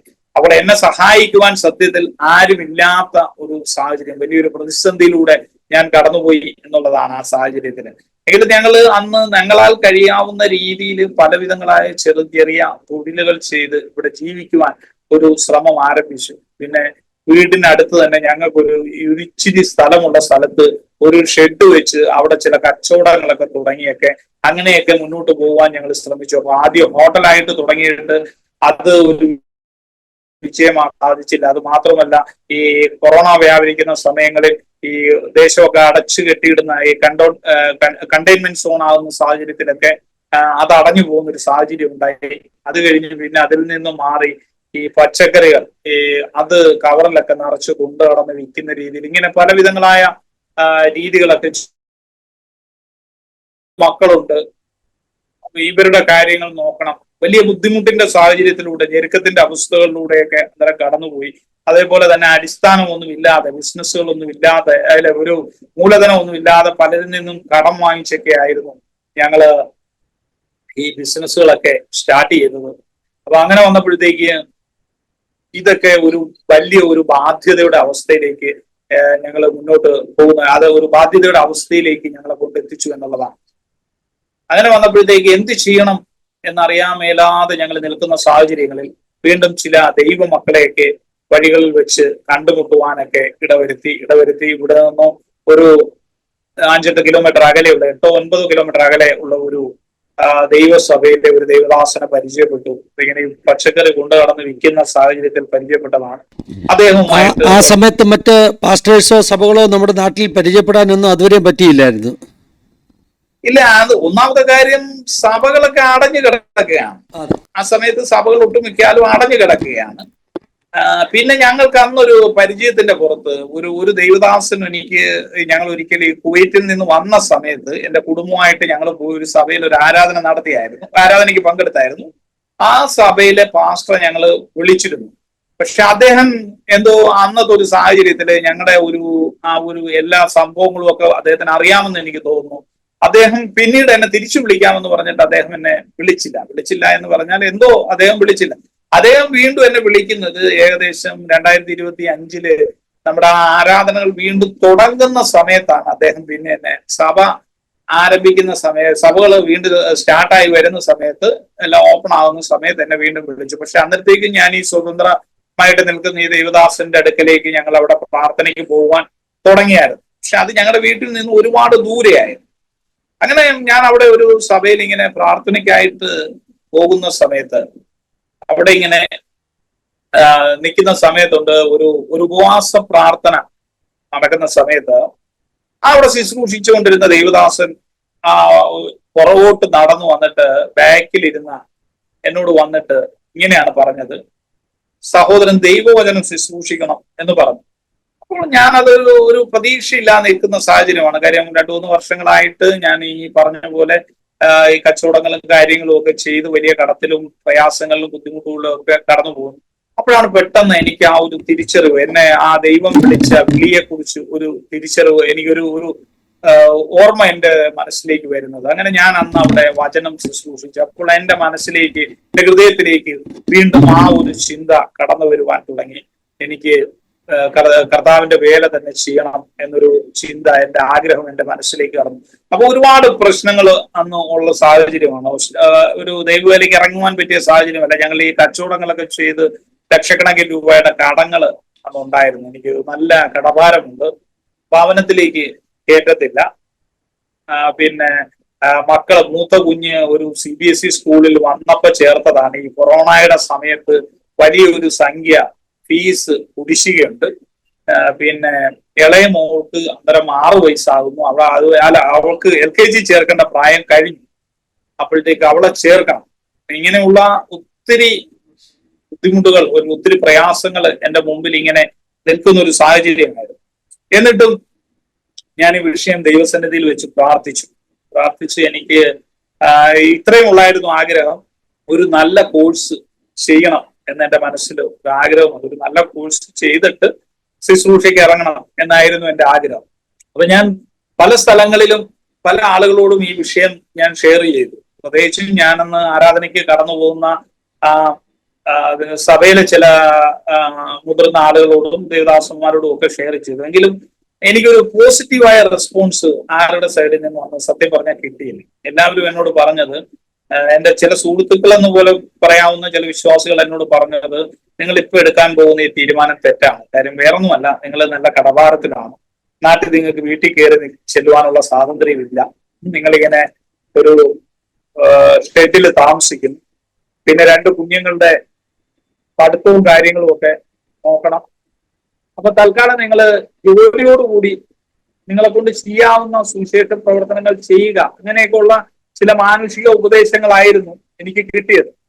എങ്കിലും എനിക്ക് അങ്ങനെ അത്തരത്തിലൊരു ശുശ്രൂഷയിൽ എനിക്ക് താല്പര്യമില്ലായിരുന്നു. എനിക്ക് ദൈവവേല ചെയ്യുകയാണെങ്കിൽ അത് ലോകത്തിലെ ഏറ്റവും ശ്രേഷ്ഠമായ വേലയാണെന്നും അത് ചെയ്യുന്നവനെ പുലർത്തുന്നത് സ്വർഗത്തിലെ ദൈവമാണെന്നും എനിക്ക് എന്റെ മനസ്സിലൊരു വിശ്വാസം ഉണ്ടായിരുന്നു. കാര്യം എന്ന് പറഞ്ഞാൽ നമ്മള് വേറെ ഏതെങ്കിലും ഒരു ജോലി ചെയ്തിട്ട് അതിൽ നിന്ന് കിട്ടുന്ന വരുമാനത്തിൽ നിന്ന് ദൈവവേല ചെയ്യണം അങ്ങനെ ഒരു ചിന്ത എനിക്ക് എന്റെ മനസ്സിലേക്ക് വന്നില്ല. ഞാൻ അങ്ങനെ ഈ വിഷയം വെച്ച് പ്രാർത്ഥിച്ചുകൊണ്ടിരുന്നപ്പോൾ യാദൃശ്ചിക ഞാനൊരു വിവാഹത്തിൽ പങ്കെടുക്കുവാൻ വേണ്ടിയിട്ട് ഒരു സ്ഥലത്ത് ചെന്നപ്പോൾ, ഒരു കുടുംബത്തിന്, നമുക്ക് പരിചയമുള്ള ഒരു വിശ്വാസ കുടുംബത്തിന്റെ ഒരു വിവാഹത്തിൽ പങ്കെടുക്കുവാൻ ചെന്നപ്പോൾ അവിടെ വെച്ച് ഒരു ദൈവദാസൻ എനിക്കൊരു ഗൈഡൻസ് തന്നു. നിങ്ങള് പായിപ്പാട് ഒരു ബൈബിൾ സെമിനാരി ഉണ്ട്, ആ സെമിനാരിയിൽ പോയി ചേർന്നാൽ നിങ്ങൾക്ക് അവരല്പം സപ്പോർട്ടീവ് ആയിരിക്കും എന്നൊരു നിർദ്ദേശം വന്നു. അപ്പോൾ നിങ്ങൾക്ക് ചിലപ്പോൾ ഡെയിലി പോയി വരുവാൻ കഴിയുന്ന ഒരു സാഹചര്യം ചിലപ്പോൾ കിട്ടും. അതുകൊണ്ട് നിങ്ങൾക്ക് ഏറ്റവും ബെറ്റർ ചോയ്സ് ആ സെമിനാരിയാണ് എന്ന് പറഞ്ഞു.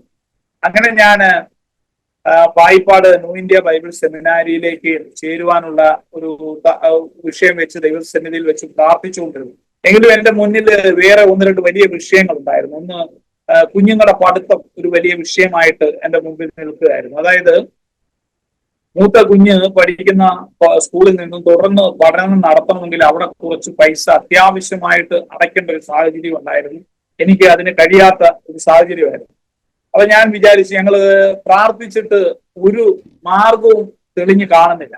ഇളയ കുഞ്ഞിനെ സ്കൂളിൽ ചേർക്കാനുള്ള സമയവും കഴിഞ്ഞു. അപ്പോൾ ഇത് 2 വിഷയങ്ങൾ ഞങ്ങളുടെ മുമ്പിൽ ഇങ്ങനെ ഭയങ്കരമായൊരു പ്രതിസന്ധിയായിട്ട് ഇങ്ങനെ നിൽക്കുകയാണ്. അന്നേരം ഞങ്ങൾ ഒരു കുടുംബമായിട്ടൊരു തീരുമാനമെടുത്തു, നമുക്ക് കുഞ്ഞുങ്ങളെ സർക്കാർ സ്കൂളിലേക്ക് മാറ്റി ചേർക്കാം.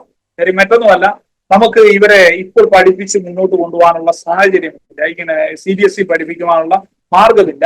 അതുകൊണ്ട് നമുക്ക് ഇവരെ ഏതെങ്കിലും സർക്കാർ സ്കൂളിൽ ചേർക്കാം.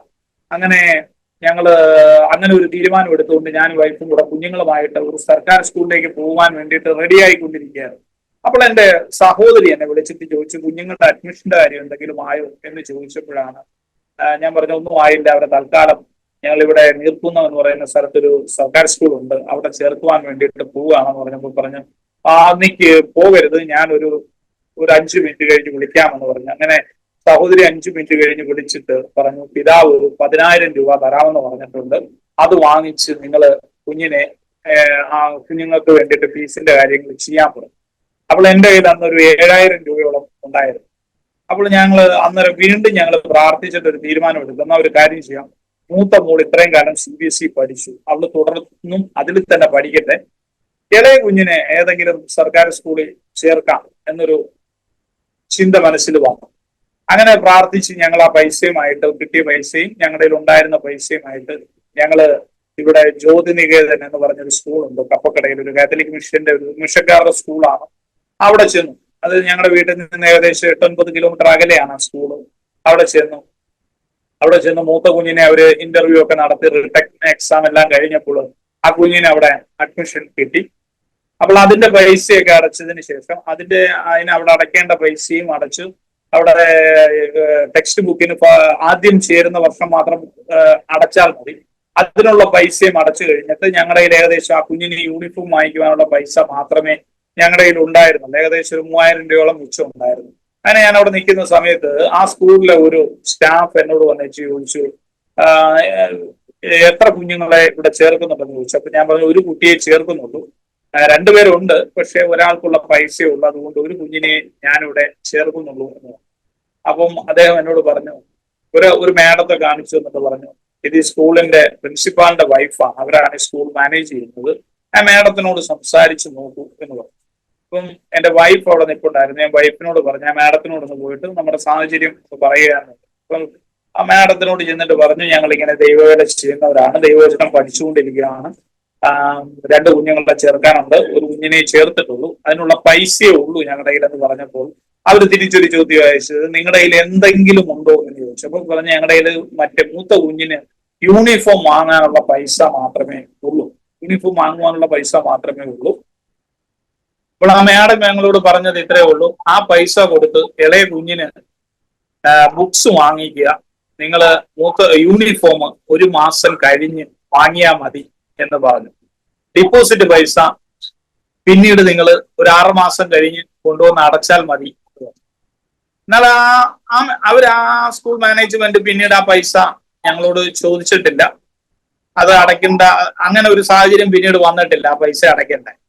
അപ്പോൾ ആ ഒരു വലിയ വിഷയം സ്വർഗത്തിലെ ദൈവം അന്ന് തീർത്തു. അതായത് എന്റെ കുഞ്ഞുങ്ങൾ CBSE തന്നെ തുടർമാനമായിട്ട് പഠിക്കുവാനുള്ള ഒരു സാഹചര്യം ദൈവം ഒരുക്കി എന്നുള്ളതാണ്. അതിന്റെ പിറ്റേ ദിവസം ഞങ്ങൾ കടന്നുപോയി ന്യൂ ഇന്ത്യ ബൈബിൾ സെമിനാരി പായിപ്പാട് കടന്നുപോയിട്ട് അഡ്മിഷൻ എടുക്കുകയാണ്.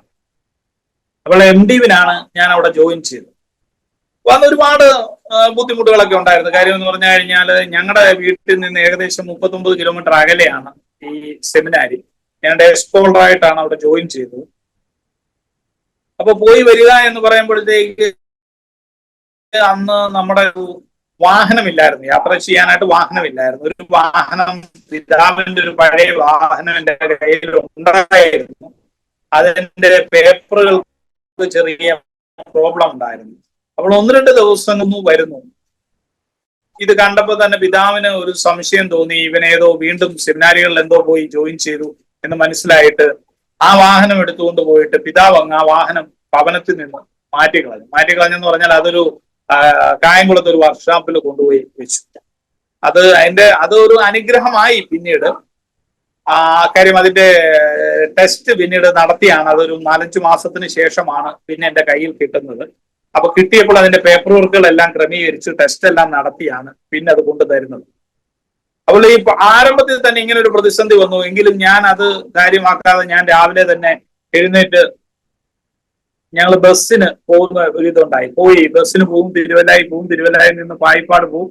അവിടെ നിന്ന് 8:30 കോളേജ് തുടങ്ങുന്നതിന് മുമ്പ് അവിടെ എത്തുന്ന രീതിയിൽ അങ്ങനെ യാത്ര ചെയ്തു.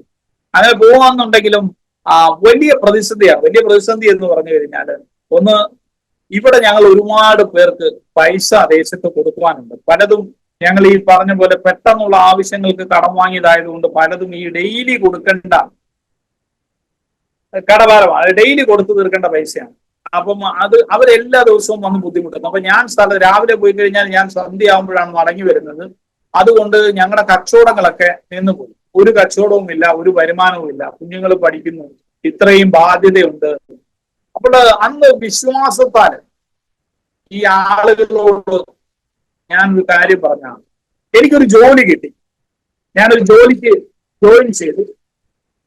ആളുകളോട് പറഞ്ഞത് അങ്ങനെയാണ്, എനിക്ക് ശമ്പളം കിട്ടുമ്പോൾ ഞാൻ തരാം എന്ന് പറഞ്ഞു. അങ്ങനെ ഒരു ഹൃദയത്തിൽ ഒരു ഉറപ്പ് വരുവാനുള്ളൊരു കാരണം എന്ന് പറഞ്ഞാല്, അവിടെ ആരംഭത്തില് ഞാൻ ആ സെമിനാരിയിൽ ചെന്ന് ചേർന്ന സമയത്ത് വലിയ പ്രതിസന്ധിയാണ്. എപ്പോഴും ഞാൻ വെളിയിലേക്ക് ഇറങ്ങുന്ന സമയത്ത്, അതായത് ഒരു ബ്രേക്കിനോ വെളിയിലേക്ക് ഇറങ്ങുമ്പോൾ നോക്കുമ്പോൾ ഫോണിൽ 5-6 മിസ് കോൾ കാണും. പല സ്ഥലങ്ങളിൽ നിന്ന് പല ആളുകൾ എന്നെ ഇങ്ങനെ വിളിക്കും.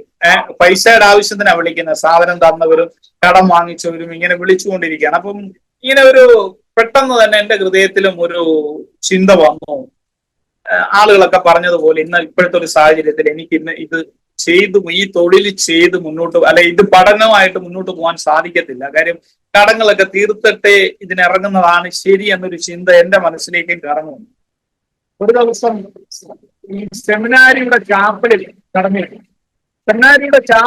ചെന്നപ്പോഴത്തേക്ക് അവിടെ ഒരു അധ്യാപകൻ അന്ന് പ്രസംഗിച്ച ഒരു വിഷയം, അദ്ദേഹം മൂസയുടെ ഒരു കാര്യമായിരുന്നു അന്ന് അവിടെ പ്രസംഗിച്ചത്. അതായത് മോശയെ ദൈവം വിളിച്ച ഒരു ഭാഗമാണ് അദ്ദേഹം അന്ന് ചാപ്പലി പ്രസംഗിച്ചത്. അപ്പൊ മോശയെ വിളിക്കുന്ന സമയത്ത് മോശ ഇതേപോലെ ദൈവത്തോട് ഒരുപാട് പ്രയാസങ്ങൾ പറയുന്നുണ്ട്. തന്റെ നാവിന്റെ പ്രശ്നങ്ങളും തന്റെ പരിമിതികളെ കുറിച്ചൊക്കെ മോശ പറയുന്നുണ്ട്. ആ ഭാഗമായിരുന്നു അദ്ദേഹം അന്ന് അവിടെ ശുശ്രൂഷിച്ചത്. അപ്പോൾ അദ്ദേഹം പറഞ്ഞത് ഇത്രയും ഉള്ളൂ, നിങ്ങളെയൊക്കെ ദൈവം കണ്ടിട്ടുണ്ട്, ദൈവത്തിന് ഒരു പദ്ധതി പ്രകാരം നിങ്ങളെ വിളിച്ചതാണ്. നിങ്ങളൊക്കെ ഏതൊക്കെ പ്രയാസങ്ങളിലൂടെയാണ്, പ്രതിസന്ധികളിലൂടെയാണ് കടന്നു പോകുന്നതെന്നും സ്വർഗത്തിലെ ദൈവത്തിന് അറിയാം. ആ പ്രതിസന്ധികളുടെ നടുവിൽ നിങ്ങളെ മുന്നോട്ട് നയിക്കുവാൻ ദൈവത്തിനൊരു പദ്ധതിയുണ്ട്, അല്ലെങ്കിൽ ദൈവത്തിന് കഴിവുള്ളത് കൊണ്ടാണ് നിങ്ങളെ വിളിച്ചത് എന്നൊരു ദൂത് പ്രിയ ദൈവദാസനിലൂടെ ഞാൻ കേട്ടു. അങ്ങനെ കേട്ട് കഴിഞ്ഞപ്പോൾ അത് ഞാൻ എന്നോടുള്ളൊരു ദൂതായിട്ട് ഞാൻ അത് ഏറ്റെടുക്കുകയാണ് ചെയ്തത്. വേറൊന്നുമല്ല, എന്നെ ദൈവം കണ്ടിട്ടുണ്ട്, എന്നെ ദൈവം വിളിച്ചിട്ടുണ്ട് എങ്കിൽ തീർച്ചയായിട്ടും എന്റെ പ്രയാസങ്ങളും പ്രതിസന്ധികളും ഒക്കെ സ്വർഗത്തിലെ ദൈവത്തിന് അറിയാം. അതുകൊണ്ട് ഈ സാഹചര്യത്തിലും ദൈവം മുന്നോട്ട് എന്നെ നയിക്കുവാൻ ശക്തനാണ് എന്നൊരു വിശ്വാസം എന്റെ ഹൃദയത്തിലേക്ക് കടന്നു വന്നു. എന്റെ ഒരു ഉറപ്പ് ഞാൻ പ്രാപിച്ചു. ആ ഒരു ഉറപ്പ് പ്രാപിച്ചു കഴിഞ്ഞപ്പോഴാണ് ഞാൻ ഇങ്ങനെ ശമ്പളം കിട്ടിയാൽ തരാം എന്ന് ആളുകളോട് പറയുവാനുള്ള ഒരു ധൈര്യം അതുകൊണ്ടാണ് എനിക്ക് എന്റെ ഹൃദയത്തിൽ ഉണ്ടായത്.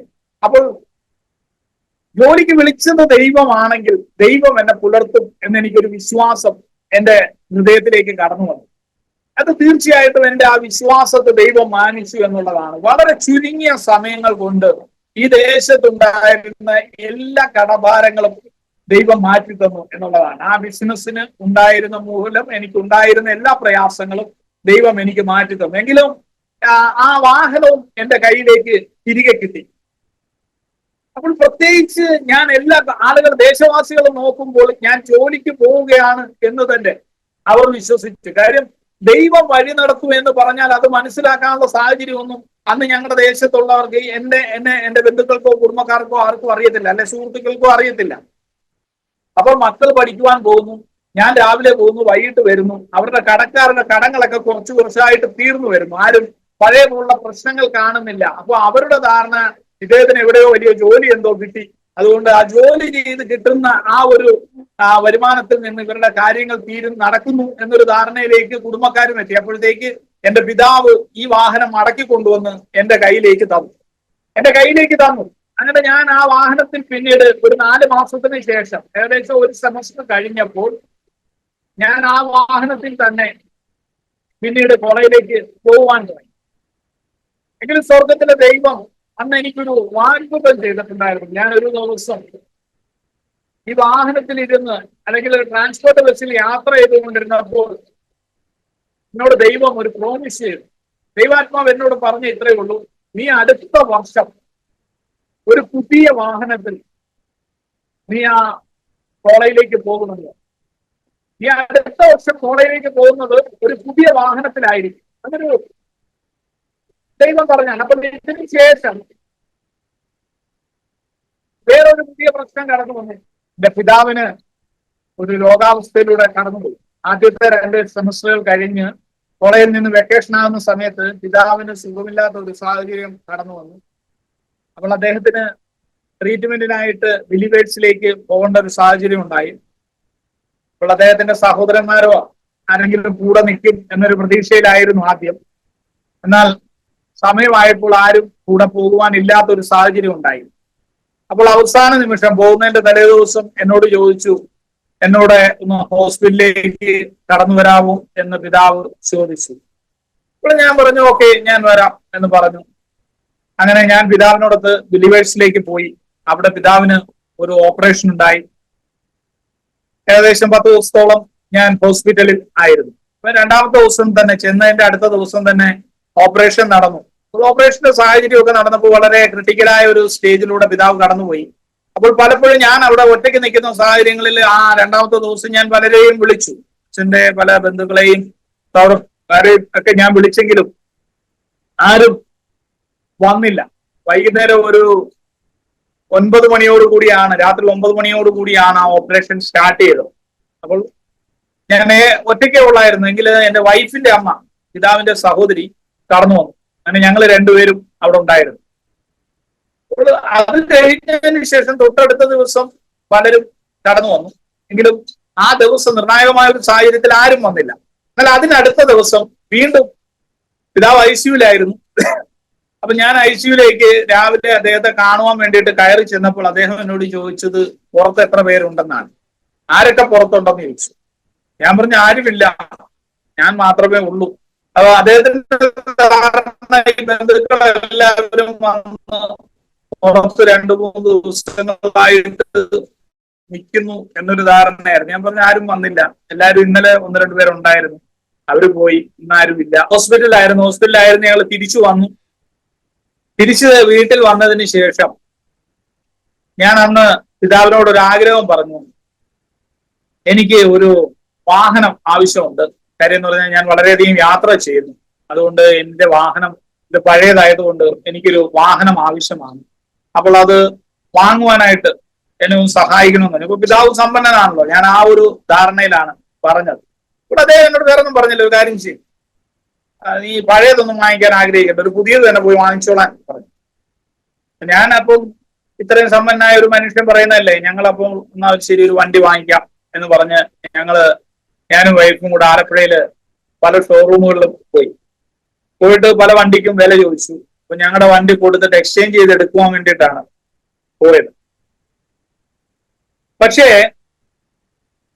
അവിടെ നിന്ന് തിരിച്ച് ഞാൻ വീട്ടിൽ വന്നു. അപ്പൊ യാദൃശ്യമായിട്ട് അങ്ങനെ പോയ വഴിക്ക് ഞാനൊരു ബുള്ളറ്റിന്റെ ഷോറൂമിലും ജസ്റ്റ് ഒന്ന് കയറിയിട്ട് ഞാൻ തിരിച്ച് വീട്ടിൽ വന്നു കഴിഞ്ഞപ്പോൾ പിതാവ് എൻ്റെ ഒരു 2000 രൂപ എടുത്ത് വന്നിട്ട് പറഞ്ഞു, എന്റെ വണ്ടി കൊണ്ടുപോയി ശരിയാക്കിക്കുന്നു, അല്ലെങ്കിൽ ഇപ്പൊ ഉള്ള പഴയ വണ്ടി അല്ല, പുതിയ വണ്ടി എടുക്കാനൊന്നും ഞാൻ കാശ് തരത്തില്ല. അപ്പോൾ അദ്ദേഹം ആരോടോ വിളിച്ച് ചോദിച്ചു, ഇങ്ങനെ അവനൊരു വണ്ടി വേണോന്ന് പറഞ്ഞു എന്ന് ചോദിച്ചപ്പോഴത്തേക്ക് പറഞ്ഞു, അവൻ കടയിലിരിക്കാൻ വിളിച്ചിട്ട് വന്നില്ലല്ലോ, അതുകൊണ്ട് അവന് വണ്ടി മേടിച്ചു കൊടുക്കണ്ട എന്നൊരു നിർദ്ദേശം അദ്ദേഹത്തിന്റെ സുഹൃത്തുക്കളിൽ നിന്നും ആരിൽ നിന്നും ഉണ്ടായി. അങ്ങനെയാണ് അത് പിതാവ് ആ തീരുമാനത്തിൽ നിന്നും മാറ്റി. എങ്കിലും എന്റെ സ്വർഗത്തിലെ പിതാവ് സമ്പന്നനായിരുന്നല്ലോ. ആ സമയത്ത് എന്റെ ഫോണിലേക്ക് ഒരു കോൾ വന്നു. ഈ ബുള്ളറ്റിന്റെ ഷോറൂമിൽ നിന്നാണ് എന്നെ വിളിച്ചത്. ബുള്ളറ്റിന്റെ ഷോറൂമിൽ നിന്ന് വിളിച്ചിട്ട് എന്നോട് പറഞ്ഞു, സാറേ ലോൺ ശരിയാക്കി തരാം, എന്തെങ്കിലും ഡോക്യുമെന്റ്സ് ഉണ്ടോ എന്നാ ചോദിച്ചു. ഞാൻ പറഞ്ഞു എന്റെ ഡോക്യുമെന്റ്സ് ഒന്നുമില്ല. അതൊരു സത്യമായിരുന്നു. എന്റെ കയ്യിൽ അന്ന് ആകെ ഉള്ളത് ഒരു ഇലക്ഷൻ ID ആണ്, പിന്നെ പൂന അഡ്രസ്സിലുള്ളൊരു ആധാർ കാർഡും. അപ്പൊ പൂന അഡ്രസ്സ് പറ്റത്തില്ല എന്ന് അവർ പറഞ്ഞു. ഇതിൽ ഇലക്ഷൻ ID വെച്ച് അവരൊന്ന് ട്രൈ ചെയ്യാന്ന് പറഞ്ഞു. ഞാൻ ഇലക്ഷൻ ID ഇട്ട് കൊടുത്തു. ഇലക്ഷൻ ID ഇട്ട് കൊടുത്തു കഴിഞ്ഞതിന് ശേഷം അവർ പിറ്റേന്ന് വെരിഫിക്കേഷൻ വന്നു, ഞങ്ങളുടെ വീടൊക്കെ കണ്ടു. അതിനുശേഷം അവർ തിരിച്ചുപോയി. അന്ന് വൈകിട്ട് അതിന്റെ അടുത്ത ദിവസം അവരെന്നെ വിളിച്ചിട്ട് പറഞ്ഞപ്പോൾ എനിക്ക് യാതൊരു പ്രതീക്ഷയുമില്ല ഇത് നടക്കുമെന്ന്. അപ്പോൾ ഇവരെന്നെ വിളിച്ചിട്ട് പറഞ്ഞു, നിങ്ങൾ 40,000 രൂപ കൊണ്ടുവന്ന് അടയ്ക്കണം, നിങ്ങൾക്ക് വാഹന ലോണ് പാസ്സായിട്ടുണ്ടെന്ന് പറഞ്ഞു. അപ്പോൾ അന്നേരം തിരക്കിന് നമ്മളെ കൊണ്ട് ആ പൈസ പെട്ടെന്ന് ഞങ്ങൾ ക്രമീകരിച്ചു. ആ 40,000 രൂപ കൊണ്ടുവന്ന് അടയ്ക്കാൻ ദൈവം സഹായിച്ചു, അടച്ചു. അങ്ങനെ പെട്ടെന്ന് തന്നെ ആ വണ്ടിയുടെ കാര്യങ്ങളൊക്കെ ഏകദേശം പൈസ അടച്ചു കഴിഞ്ഞപ്പോൾ ഇവരെന്നോട് പറഞ്ഞു, ആധാർ കാർഡ് വേണം, ഇവിടുത്തെ അഡ്രസ്സിൽ ആധാർ ഉണ്ടെങ്കിലേ നിങ്ങൾക്ക് ഇത് രജിസ്റ്റർ ചെയ്യാൻ പറ്റത്തുള്ളൂ എന്ന് പറഞ്ഞു. അങ്ങനെ ഞങ്ങള് അന്നൊരു ആധാർ എൻറോൾ സെന്ററിൽ പോയിട്ട് ഞാൻ അഡ്രസ് AGക്ക് കൊടുത്തു. ഏകദേശം 3 ദിവസങ്ങൾ കൊണ്ട് ആ പേപ്പറും ക്രമീകരിച്ച് കിട്ടി. അപ്പോൾ അത് ക്രമീകരിച്ച് കിട്ടി. എല്ലാം വളരെ സ്പീഡായിട്ട് സ്വർഗത്തിലെ ദൈവം നടത്തി എന്ന് പറഞ്ഞാൽ അവിടെ ഒരു ബുക്കിംഗ് ക്യാൻസലായ ബുള്ളറ്റ് ഇരിപ്പുണ്ടായിരുന്നു. ആ ബുള്ളറ്റാണ് എനിക്ക് കിട്ടിയത്. അതുകൊണ്ട് ഒട്ടും താമസം വന്നില്ല. പേപ്പറുകളിലും നമ്മൾ കൊടുത്ത പേപ്പറുകൾ വെച്ച് അവർ ലോൺ ക്ലിയർ ചെയ്തു, ശരിയാക്കി തന്നു. അത് കഴിഞ്ഞിട്ട് അവര് ആധാർ വേണോന്ന് പറഞ്ഞപ്പോൾ 3-ാമത്തെ ദിവസം ആധാർ എനിക്ക് അപ്ഡേറ്റ് ചെയ്ത് കിട്ടി. അപ്പൊ അതിന്റെ കോപ്പി ഞാൻ കൊണ്ട് കൊടുത്തു. അങ്ങനെ വണ്ടി എന്റെ പേര് രജിസ്റ്റർ ചെയ്ത് ഇറങ്ങി എന്നുള്ളതാണ്. എല്ലാം വളരെ പെട്ടെന്ന് തന്നെ സ്വർഗത്തിലെ ദൈവം ക്രമീകരിച്ചു. അതും കഴിഞ്ഞ് പിന്നെ ഒരാഴ്ച കഴിഞ്ഞിട്ടാണ് സെക്കൻഡ് ഇയറിലെ ക്ലാസ് ആരംഭിച്ചത്.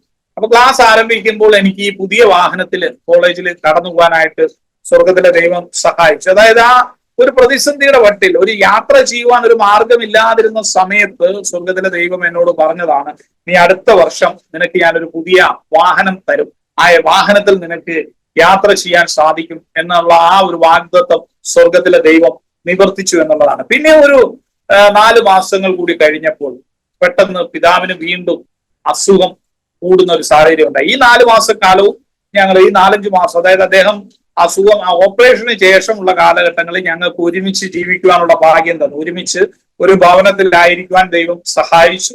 ആ കാലയളവിൽ പിതാവിനോടൊത്ത് നിൽക്കുവാനും പിതാവിനോടൊത്ത് ഭക്ഷണം കഴിക്കുവാനും ഒക്കെ അങ്ങനെയൊക്കെ ഉള്ള ഒരു സാഹചര്യങ്ങൾ ദൈവം ഒരുക്കി തന്നു. അദ്ദേഹത്തിനും അങ്ങനെ ഒരു മനസ്സ് ദൈവം കൊടുത്തു എന്നുള്ളതാണ്. എന്നാൽ പെട്ടെന്ന് ഒക്ടോബർ മാസമായപ്പോൾ ഒക്ടോബർ 3-ാം തീയതി രാവിലെ പിതാവ് എന്നെ വിളിച്ചിട്ട് പറഞ്ഞു, എനിക്ക് ഒന്ന് ഹോസ്പിറ്റലിൽ പോകണമെന്ന് പറഞ്ഞു. ഞങ്ങൾ പെട്ടെന്ന് തന്നെ ഈ വീടിനടുത്താണ് വണ്ടാനം മെഡിക്കൽ കോളേജ്. ആദ്യം ഞങ്ങൾ ആ ഹോസ്പിറ്റലിലേക്ക് കടന്നുപോയി. ഹോസ്പിറ്റലിൽ ചെന്നപ്പോൾ അവിടുത്തെ ഡോക്ടേഴ്സ് എന്നോട് പറഞ്ഞത് അല്പം സീരിയസ് ആണ്, നിങ്ങൾ ബിലീവേഴ്സിലെ പേഷ്യന്റ് ആയതുകൊണ്ട് എത്രയും പെട്ടെന്ന് നിങ്ങൾ അങ്ങോട്ട് തന്നെ പോകുന്നതായിരിക്കും നല്ലത്. കാര്യം അവിടെ ICU സ്പേസ് ഇല്ല എന്ന് പറഞ്ഞു മെഡിക്കൽ കോളേജിൽ. ഞങ്ങൾ പെട്ടെന്ന് തന്നെ ഒരു ആംബുലൻസ് വിളിച്ച് ഞങ്ങൾ ബിലീവേഴ്സിലേക്ക് കടന്നുപോയി. എന്നാൽ ബിലീവേഴ്സിൽ എത്തിയപ്പോൾ തന്നെ പിതാവ് ഈ ഭൂമിയിൽ നിന്ന് മാറ്റപ്പെട്ടു. പിതാവിന്റെ ഡെത്ത് കൺഫേം ചെയ്തതിന് ശേഷം ഞാൻ ആദ്യം ചെയ്തത് എന്റെ കുടുംബത്തിലെ ഒന്ന് രണ്ട് പ്രധാന വ്യക്തികളെ ഞാൻ വിളിച്ചിട്ട് ഞാൻ ഇത്രേ പറഞ്ഞുള്ളൂ, ഞാൻ ഇവിടെ ഹോസ്പിറ്റലിലേക്ക് ഇങ്ങനെ പിതാവ് മരണപ്പെട്ടു, അവള് എന്റെ സാഹചര്യങ്ങളൊക്കെ നിങ്ങൾക്കറിയാം, ഞാനിങ്ങനെ ദൈവഭൃത്യനാണ്, അതുകൊണ്ട് എന്നെ നിങ്ങൾ ഒരു കാര്യത്തിലും ബുദ്ധിമുട്ടിക്കരുത്, നിങ്ങളുടേതായ രീതികളിൽ നിങ്ങൾ അടക്കങ്ങളും കാര്യങ്ങളും ഒക്കെ നടത്തുക. അപ്പോൾ എന്നെ അത്തരത്തിൽ ഞാനോ എന്റെ മക്കളോ വൈഫോ ഞങ്ങളെ വിളിക്കരുത് എന്ന് പറഞ്ഞു. അങ്ങനെ ഞങ്ങൾ മുൻകൂട്ടി പറഞ്ഞതിന് ശേഷമാണ് ഞങ്ങൾ ആ ബോഡിയുമായിട്ട് ഞാൻ വരുന്നത്. വന്ന് പിതാവിനെ ഭവനത്തിൽ കൊണ്ടുവന്ന് കിടത്തിയതിന് ശേഷം ഞാൻ വൈഫും കുഞ്ഞുങ്ങളും ഞങ്ങൾ അകത്ത മുറിയിൽ തന്നെ ഇരുന്നു. ഏകദേശം രാവിലെ ഒരു 10 മണിക്ക് കൊണ്ടുവന്നെങ്കിൽ വൈകുന്നേരമാണ് അടക്കം നടന്നത്. അതുവരെയുള്ള സമയങ്ങളിൽ നമ്മൾ പുറത്ത് നമ്മുടെ സുഹൃത്തുക്കളും സഭക്കാരും ഒക്കെ കടന്നു വന്ന സമയങ്ങളിലൊക്കെ ഞങ്ങൾ പുറത്തൊക്കെ വന്നു അവരോടൊക്കെ സംസാരിച്ചു. പക്ഷെ ഇതിന്റെ കാര്യങ്ങളിലോ ചടങ്ങുകളിലോ ഒന്നും ഞങ്ങൾ സഹകരിച്ചില്ല. കാര്യം അവരുടെയൊക്കെ മുമ്പിൽ ആ ഒരു ഞങ്ങളുടെ വിശ്വാസം ഞങ്ങൾ പറഞ്ഞു, അതായത് ഇതിനോട് സഹകരിക്കുവാൻ സാധിക്കത്തില്ല, അതുകൊണ്ട് നിങ്ങളുടേതായ രീതികളിൽ അടക്കം നടത്താനുള്ളത്. ഏകദേശം 16 ദിവസത്തോളം അവരുടെ ചടങ്ങുകൾ ഭവനത്തിൽ ചെയ്തു. അതിനുശേഷം എല്ലാ ബന്ധുക്കളും ഒക്കെ പിരിഞ്ഞുപോയി. അപ്പോൾ അതിനുശേഷമാണ് ഏതാണ്ട് ഞാൻ വിശ്വാസത്തിൽ വന്നിട്ട്, അപ്പോൾ ഏകദേശം 15 വർഷത്തോളം ആയി. 15 വർഷത്തോളമായെങ്കിലും ഞങ്ങളുടെ ഭവനത്തിൽ ഒരു പ്രാർത്ഥന ക്രമീകരിക്കുവാൻ അതുവരെ സാധിച്ചിട്ടില്ല. 15 വർഷത്തോളമായെങ്കിലും ഞങ്ങൾ ഇങ്ങനെ പ്രതിസന്ധിയുടെയൊക്കെ നടുവിലായിരുന്നല്ലോ. എന്നാൽ അതിനുശേഷം ഞാൻ ഇതേപോലെ ഞങ്ങളുടെ വീട്ടിലൊരു പ്രാർത്ഥന ക്രമീകരിച്ചു. അപ്പൊ ഞങ്ങൾ അന്ന് പ്രാർത്ഥിക്കാനായിട്ട് കടന്നു പോകുന്ന സഭയിലെ കുറച്ച് വിശ്വാസികൾ കടന്നു വന്നു. ഇതോടൊപ്പം തന്നെ എന്നോട് ദൈവാത്മാവ് ഒരു പ്രേരണ തന്നിട്ട്, ഞാനന്ന് ന്യൂ ഇന്ത്യയിൽ ഞാനപ്പോൾ MDV ചെയ്തുകൊണ്ടിരിക്കുകയാണ്. അപ്പോൾ അവിടെ നിന്നും ഞങ്ങളൊരു 10-15 കൂടെ പഠിക്കുന്ന ദേവദാസന്മാരെ, ഒരു 10-15 മലയാളി സുഹൃത്തുക്കളെ ഞങ്ങൾ ക്ഷണിച്ചു. അവരും കൂടെ ഈ പ്രേയറിനായിട്ട് കടന്നു വന്നു.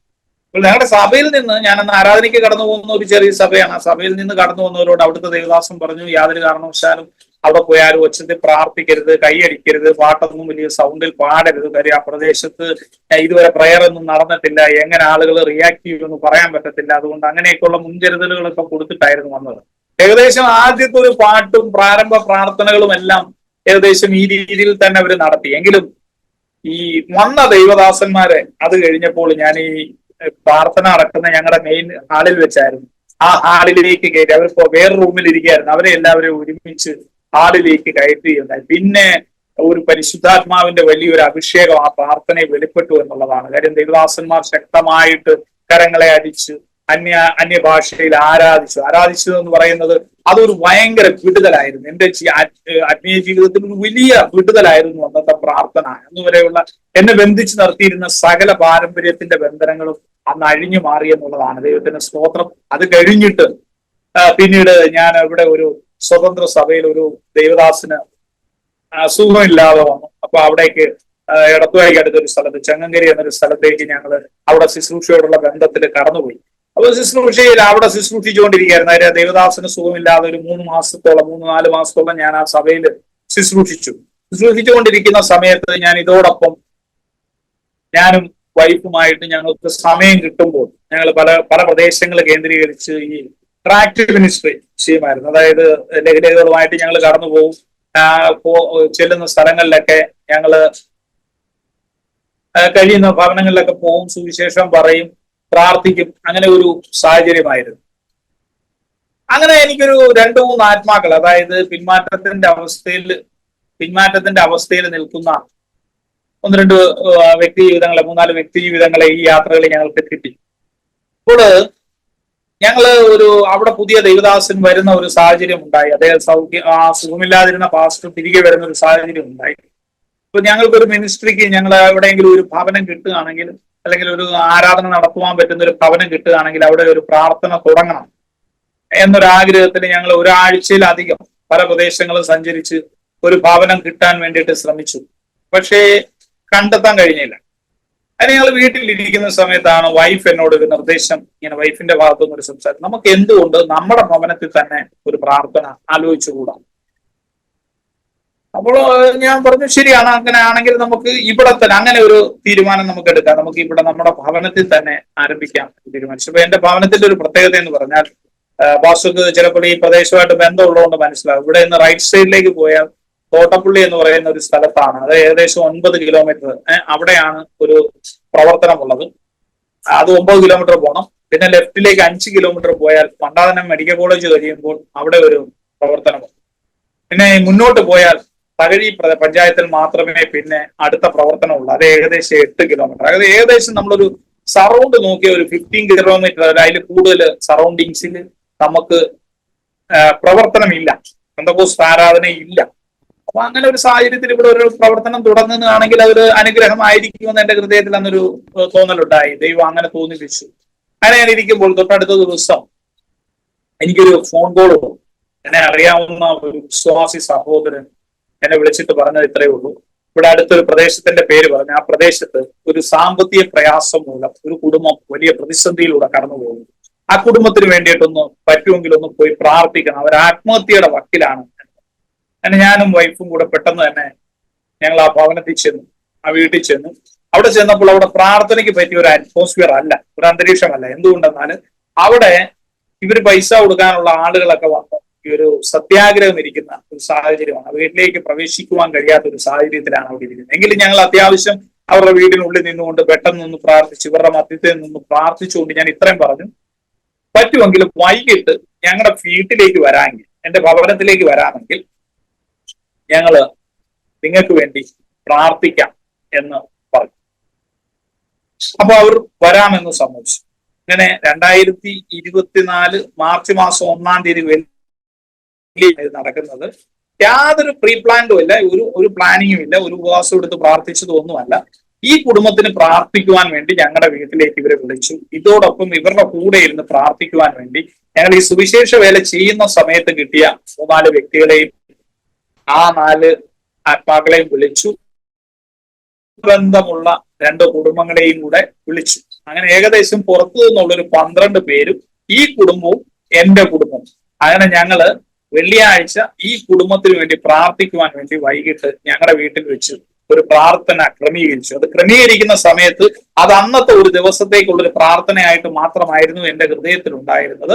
പക്ഷെ അന്ന് അനുഗ്രഹമായിട്ട് പ്രാർത്ഥന നടന്നു. അതിനുശേഷം ശനിയാഴ്ച തൊട്ടടുത്ത ദിവസം ആ പ്രാർത്ഥനയ്ക്ക് വന്ന ചില വ്യക്തികൾ എന്നെ വിളിച്ചിട്ട് പറഞ്ഞു, നാളെ ഞങ്ങൾ അങ്ങോട്ടാണ് കടന്നു വരുന്നത്, പാസ്റ്ററെ നമുക്ക് വീട്ടിലിരുന്ന് തന്നെ പ്രാർത്ഥിക്കാം എന്ന് പറഞ്ഞു. അങ്ങനെ ആ വെള്ളിയാഴ്ചയും ആ ഞായറാഴ്ചയും യാതൊരു പ്ലാനിങ്ങും ഇല്ലാതെ ഇവിടെ പ്രാർത്ഥന നടന്നു. ആദ്യത്തെ ഞായറാഴ്ച പ്രാർത്ഥനയ്ക്ക് 8 പേര് പുറത്തു നിന്നുണ്ടായിരുന്നു. ഞങ്ങള് കുടുംബം അങ്ങനെ ഒരുമിച്ചിരുന്ന് പ്രാർത്ഥിച്ചു. അങ്ങനെ അന്ന് മുതൽ ആ മാർച്ച് 1-ാം തീയതി വെള്ളിയാഴ്ച മുതൽ ഈ കഴിഞ്ഞ വെള്ളിയാഴ്ച വരെ എല്ലാ വെള്ളിയാഴ്ചയും ഞായറാഴ്ചയും ഇവിടെ ഒരു കൂടിവരവ് ഉണ്ടായി എന്നുള്ളതാണ്. ദൈവത്തിന്റെ സ്തോത്രം. ഒരു പുതിയ പ്രവർത്തനം അങ്ങനെ ദൈവം ഇവിടെ ആരംഭിച്ചു. അപ്പോൾ ആരംഭത്തിലൊക്കെ എനിക്കൊരു ഭയം ഉണ്ടായിരുന്നു, ദേശത്ത് എതിർപ്പുണ്ടാകുമോ അല്ലെങ്കിൽ ആരെങ്കിലും ഒക്കെ പ്രശ്നങ്ങൾക്ക് വരുമോ എന്നൊക്കെ എനിക്കൊരു ഭയം ഉണ്ടായിരുന്നെങ്കിലും ദൈവം അതെല്ലാം ക്രമീകരിച്ചു. യാതൊരുവിധ പ്രയാസങ്ങളും ഉണ്ടായില്ല. ശക്തമായിട്ട് ഇവിടെ ഇപ്പോൾ ഈ പ്രദേശത്ത് ഈ വേല മുന്നോട്ട് പോകുന്നു. ഇപ്പോൾ assemblies of God Alappuzha north സെക്ഷന്റെ കീഴിലാണ് ഞങ്ങളുടെ സഭ ഉള്ളത്. ഞങ്ങൾ കഴിഞ്ഞ ഈ 2025 മാർച്ച് മുതൽ അവര് ഇവിടെ കടന്നു വരികയും ഈ പ്രവർത്തനം കണ്ട് ഇഷ്ടപ്പെടുകയും അവർ ഈ പ്രവർത്തനത്തിന് വേണ്ട സപ്പോർട്ടുകൾ തരികയും ഏറ്റെടുക്കുകയൊക്കെ ചെയ്തു. അപ്പോൾ അസംബ്ലീസ് ഗോഡിന്റെ ഒരു പ്രവർത്തനമായിട്ട് ഇപ്പോൾ ഇത് മുന്നോട്ട് പോകുന്നു. വളരെ അറിയാലോ, ഈ പ്രദേശത്തെ സംബന്ധിച്ചിടത്തോളം ഇതൊരു ഒരു ജാതീയ മണ്ഡലമാണ്, ഹൈന്ദവ മുസ്ലിം ഏരിയ ആണ്. എങ്കിലും ഒരുപാട് വ്യക്തി ജീവിതങ്ങൾ ഇപ്പോൾ ഇവിടെ കടന്നു വരുന്നുണ്ട്. ഏകദേശം 17 കുടുംബങ്ങൾ ഇവിടെ ഇപ്പോൾ കടന്നു വരുന്നു, ഇവിടെ ആരാധനയ്ക്കായിട്ട് കടന്നു വരുന്നുണ്ട്. ശക്തമായിട്ട് പോകുന്നു. ആദ്യം ഇത് ഭവനത്തിനകത്തായിരുന്നു ആരാധന. എന്നാൽ അതിനുശേഷം ഈ കഴിഞ്ഞ ഡിസംബർ മാസത്തില് ഒരു ദൈവഭൃത്യൻ ഇവിടെ കടന്നു വന്നു. അത് അദ്ദേഹം കടന്നു വരാനൊക്കെ മുഖാന്തരമായത് നമ്മുടെ ഈ പ്രയാസങ്ങളിലും പ്രതിസന്ധികളിലും ഒക്കെ ഏറ്റവും അധികം കൈത്താങ്ങലായ ഒരു ദൈവദാസനുണ്ട്. അദ്ദേഹം ഈ പായിപ്പാട് ന്യൂ ഇന്ത്യ ബൈബിൾ സെമിനാരിയിലെ ഒരു അധ്യാപകനായിരുന്നു. അദ്ദേഹത്തിന്റെ പേര് CV ജേക്കബ് എന്നാണ്. ഞാൻ ആ സെമിനാരി ജോയിൻ ചെയ്ത് ഏകദേശം ഒരു 2-3 മാസങ്ങൾക്ക് ശേഷം അദ്ദേഹം ഞങ്ങളുടെ വീടിനടുത്ത് വരുന്നൊരു സാഹചര്യം ഉണ്ടായി. അപ്പോൾ ആ സാഹചര്യത്തിൽ അദ്ദേഹം ഞങ്ങളുടെ ഭവനത്തിലും വന്നപ്പോൾ ഞങ്ങളുടെ ആ അവസ്ഥ അദ്ദേഹത്തിന് മനസ്സിലായെന്ന് പറഞ്ഞാൽ എന്ത് പ്രയാസങ്ങളിലൂടെയാണ് ഈ കുടുംബം കടന്നു പോകുന്നതെന്ന് സത്യത്തിൽ ആ ദേവദാസനെന്ന് മനസ്സിലായി. അദ്ദേഹമാണ് തിരികെ ചെന്ന് ഈ സെമിനാരിയിൽ ഞങ്ങളുടെ കുടുംബത്തിന്റെ ഡീറ്റെയിൽസ് ഒക്കെ പറഞ്ഞു. ഇങ്ങനെ ഒരു പ്രയാസത്തിന്റെ നടുവിൽ നിന്നാണ് ആ കുടുംബം വരുന്നതെന്ന് പറഞ്ഞതിന് ശേഷം ആ സെമിനാരി ഒരുപാട് കൈത്താങ്ങലുകൾ ഞങ്ങൾക്ക് തന്നു. അതിനൊക്കെ ഉപയോഗിച്ചത് ഈ ദൈവദാസനായിരുന്നു. അപ്പോൾ ഈ കഴിഞ്ഞ ഡിസംബർ മാസത്തിൽ ഈ ദൈവദാസൻ ഒരു നന്മ ഞങ്ങൾക്ക് കൊണ്ടുവന്ന് തന്നു. ഒരു നന്മ തന്നിട്ട് പറഞ്ഞു അത് ഈ ദേശത്ത് ഒരു ക്രിസ്മസ് സമ്മാനം എന്ന രീതിയിൽ കൊടുക്കണമെന്ന് പറഞ്ഞു. അങ്ങനെ ആ 24 ഡിസംബർ 22-ാം തീയതി ഞായറാഴ്ച ഞങ്ങൾ ഇവിടെ ഒരു ചെറിയ ഒരു ഫംഗ്ഷൻ നടത്തി. അന്ന് വരുന്ന കുടുംബങ്ങൾക്ക് ഒരു ക്രിസ്മസ് കിറ്റ് കൊടുക്കുന്ന രീതിയിൽ ക്രമീകരിച്ചു. അന്ന് ഏകദേശം 120ഓളം ആളുകൾ ഈ പരിപാടിയിൽ പങ്കെടുക്കുവാൻ വേണ്ടിയിട്ട് വന്നു. അപ്പോൾ ഇത്രയും ആളുകൾ വന്നപ്പോൾ ഞങ്ങൾ മൈക്കൊക്കെ വെച്ച് വളരെ ഭംഗിയായിട്ട് ഈ പരിപാടി ഇവിടെ നടത്തി. അപ്പോൾ കഴിഞ്ഞ വർഷവും ഈ വർഷവും 2 BBS നടത്തി. ഇപ്പൊ ഇങ്ങനെ ഇവിടെ ഒരു പുറത്ത് വെച്ച് ഇങ്ങനെ 2-3 പരിപാടികൾ നടത്തി കഴിഞ്ഞപ്പോൾ അന്ന് ആ ഡിസംബർ മാസത്തെ പരിപാടി കഴിഞ്ഞപ്പോൾ ഇവിടെ ആരാധനയ്ക്ക് വരുന്ന ഒരു സഹോദരിയാണ് എന്നോട് പറഞ്ഞത്, പക്ഷേ നമുക്ക് ആണ്ടർ ദി യോഗം വെച്ച് മുതൽ ഇത് വെളിയിൽ വെച്ച് നടത്താം എന്നൊരു ആഗ്രഹം പറഞ്ഞു. അപ്പോൾ വെളിയിൽ വെച്ച് നടത്താമെന്ന് പറഞ്ഞപ്പോഴത്തേക്ക് ഞങ്ങളുടെ വീടിന്റെ ഫ്രണ്ടിൽ ഒരു ടെസ്റ്റ് വർക്കിനുള്ള സ്ഥലം ഉണ്ടായിരുന്നു. അപ്പോൾ അവിടെ ഞങ്ങൾ മുമ്പ് താമസിച്ചുകൊണ്ടിരുന്ന ഒരു ഷെഡ് പൊളിച്ച് അവിടെ ഒരു ചെറിയ സ്ട്രെസ് വർക്ക് ഉണ്ടായിരുന്നു. അതെല്ലാം ഒന്ന് മറച്ച് പെട്ടെന്ന് തന്നെ ആ ഒരാഴ്ച കൊണ്ട് എല്ലാ ക്രമീകരണങ്ങളും ഒക്കെ നടത്തി. ഇപ്പൊ ഏകദേശം ഒരു 70 പേരോളം ഇരിക്കുന്ന രീതിയിലുള്ളൊരു ഒരു ചെറിയ സഭാഹാള് ഞങ്ങൾ ക്രമീകരിച്ചു. അതിലാണ് ഇപ്പോൾ പ്രാർത്ഥനകൾ നടക്കുന്നത്. അപ്പോൾ അത് ജനുവരി 1-ാം തീയതി തൊട്ട് അല്ലെങ്കിൽ ഡിസംബർ 31-ാം തീയതി രാത്രിത്തെ പ്രെയർ മുതൽ അങ്ങനെ പുറത്തേക്ക് ഇറങ്ങി വീടിനോട് ചേർന്ന് തന്നെ ഒരു സ്ട്രെസ് വർക്കിൽ ഇപ്പോൾ ആരാധന നടക്കുന്നു. ഇവിടെ ക്രമീകരണങ്ങൾ ഇവിടെ വെള്ളിയാഴ്ചയും ഞായറാഴ്ചയിലും പ്രാർത്ഥന ഉണ്ട്. എങ്കിലും ആ പ്രാർത്ഥന തുടങ്ങിയ ആദ്യത്തെ വെള്ളിയാഴ്ച മുതലുള്ള എല്ലാ മീറ്റിങ്ങുകളിലും നമ്മൾ ഭക്ഷണമൊക്കെ ക്രമീകരിച്ചാണ് നടത്തുന്നത്.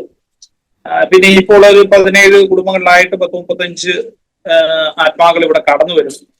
എല്ലാ കാര്യങ്ങളും അങ്ങനെ ദൈവകൃപയാൽ നന്നായിട്ട് മുന്നോട്ട് പോകും.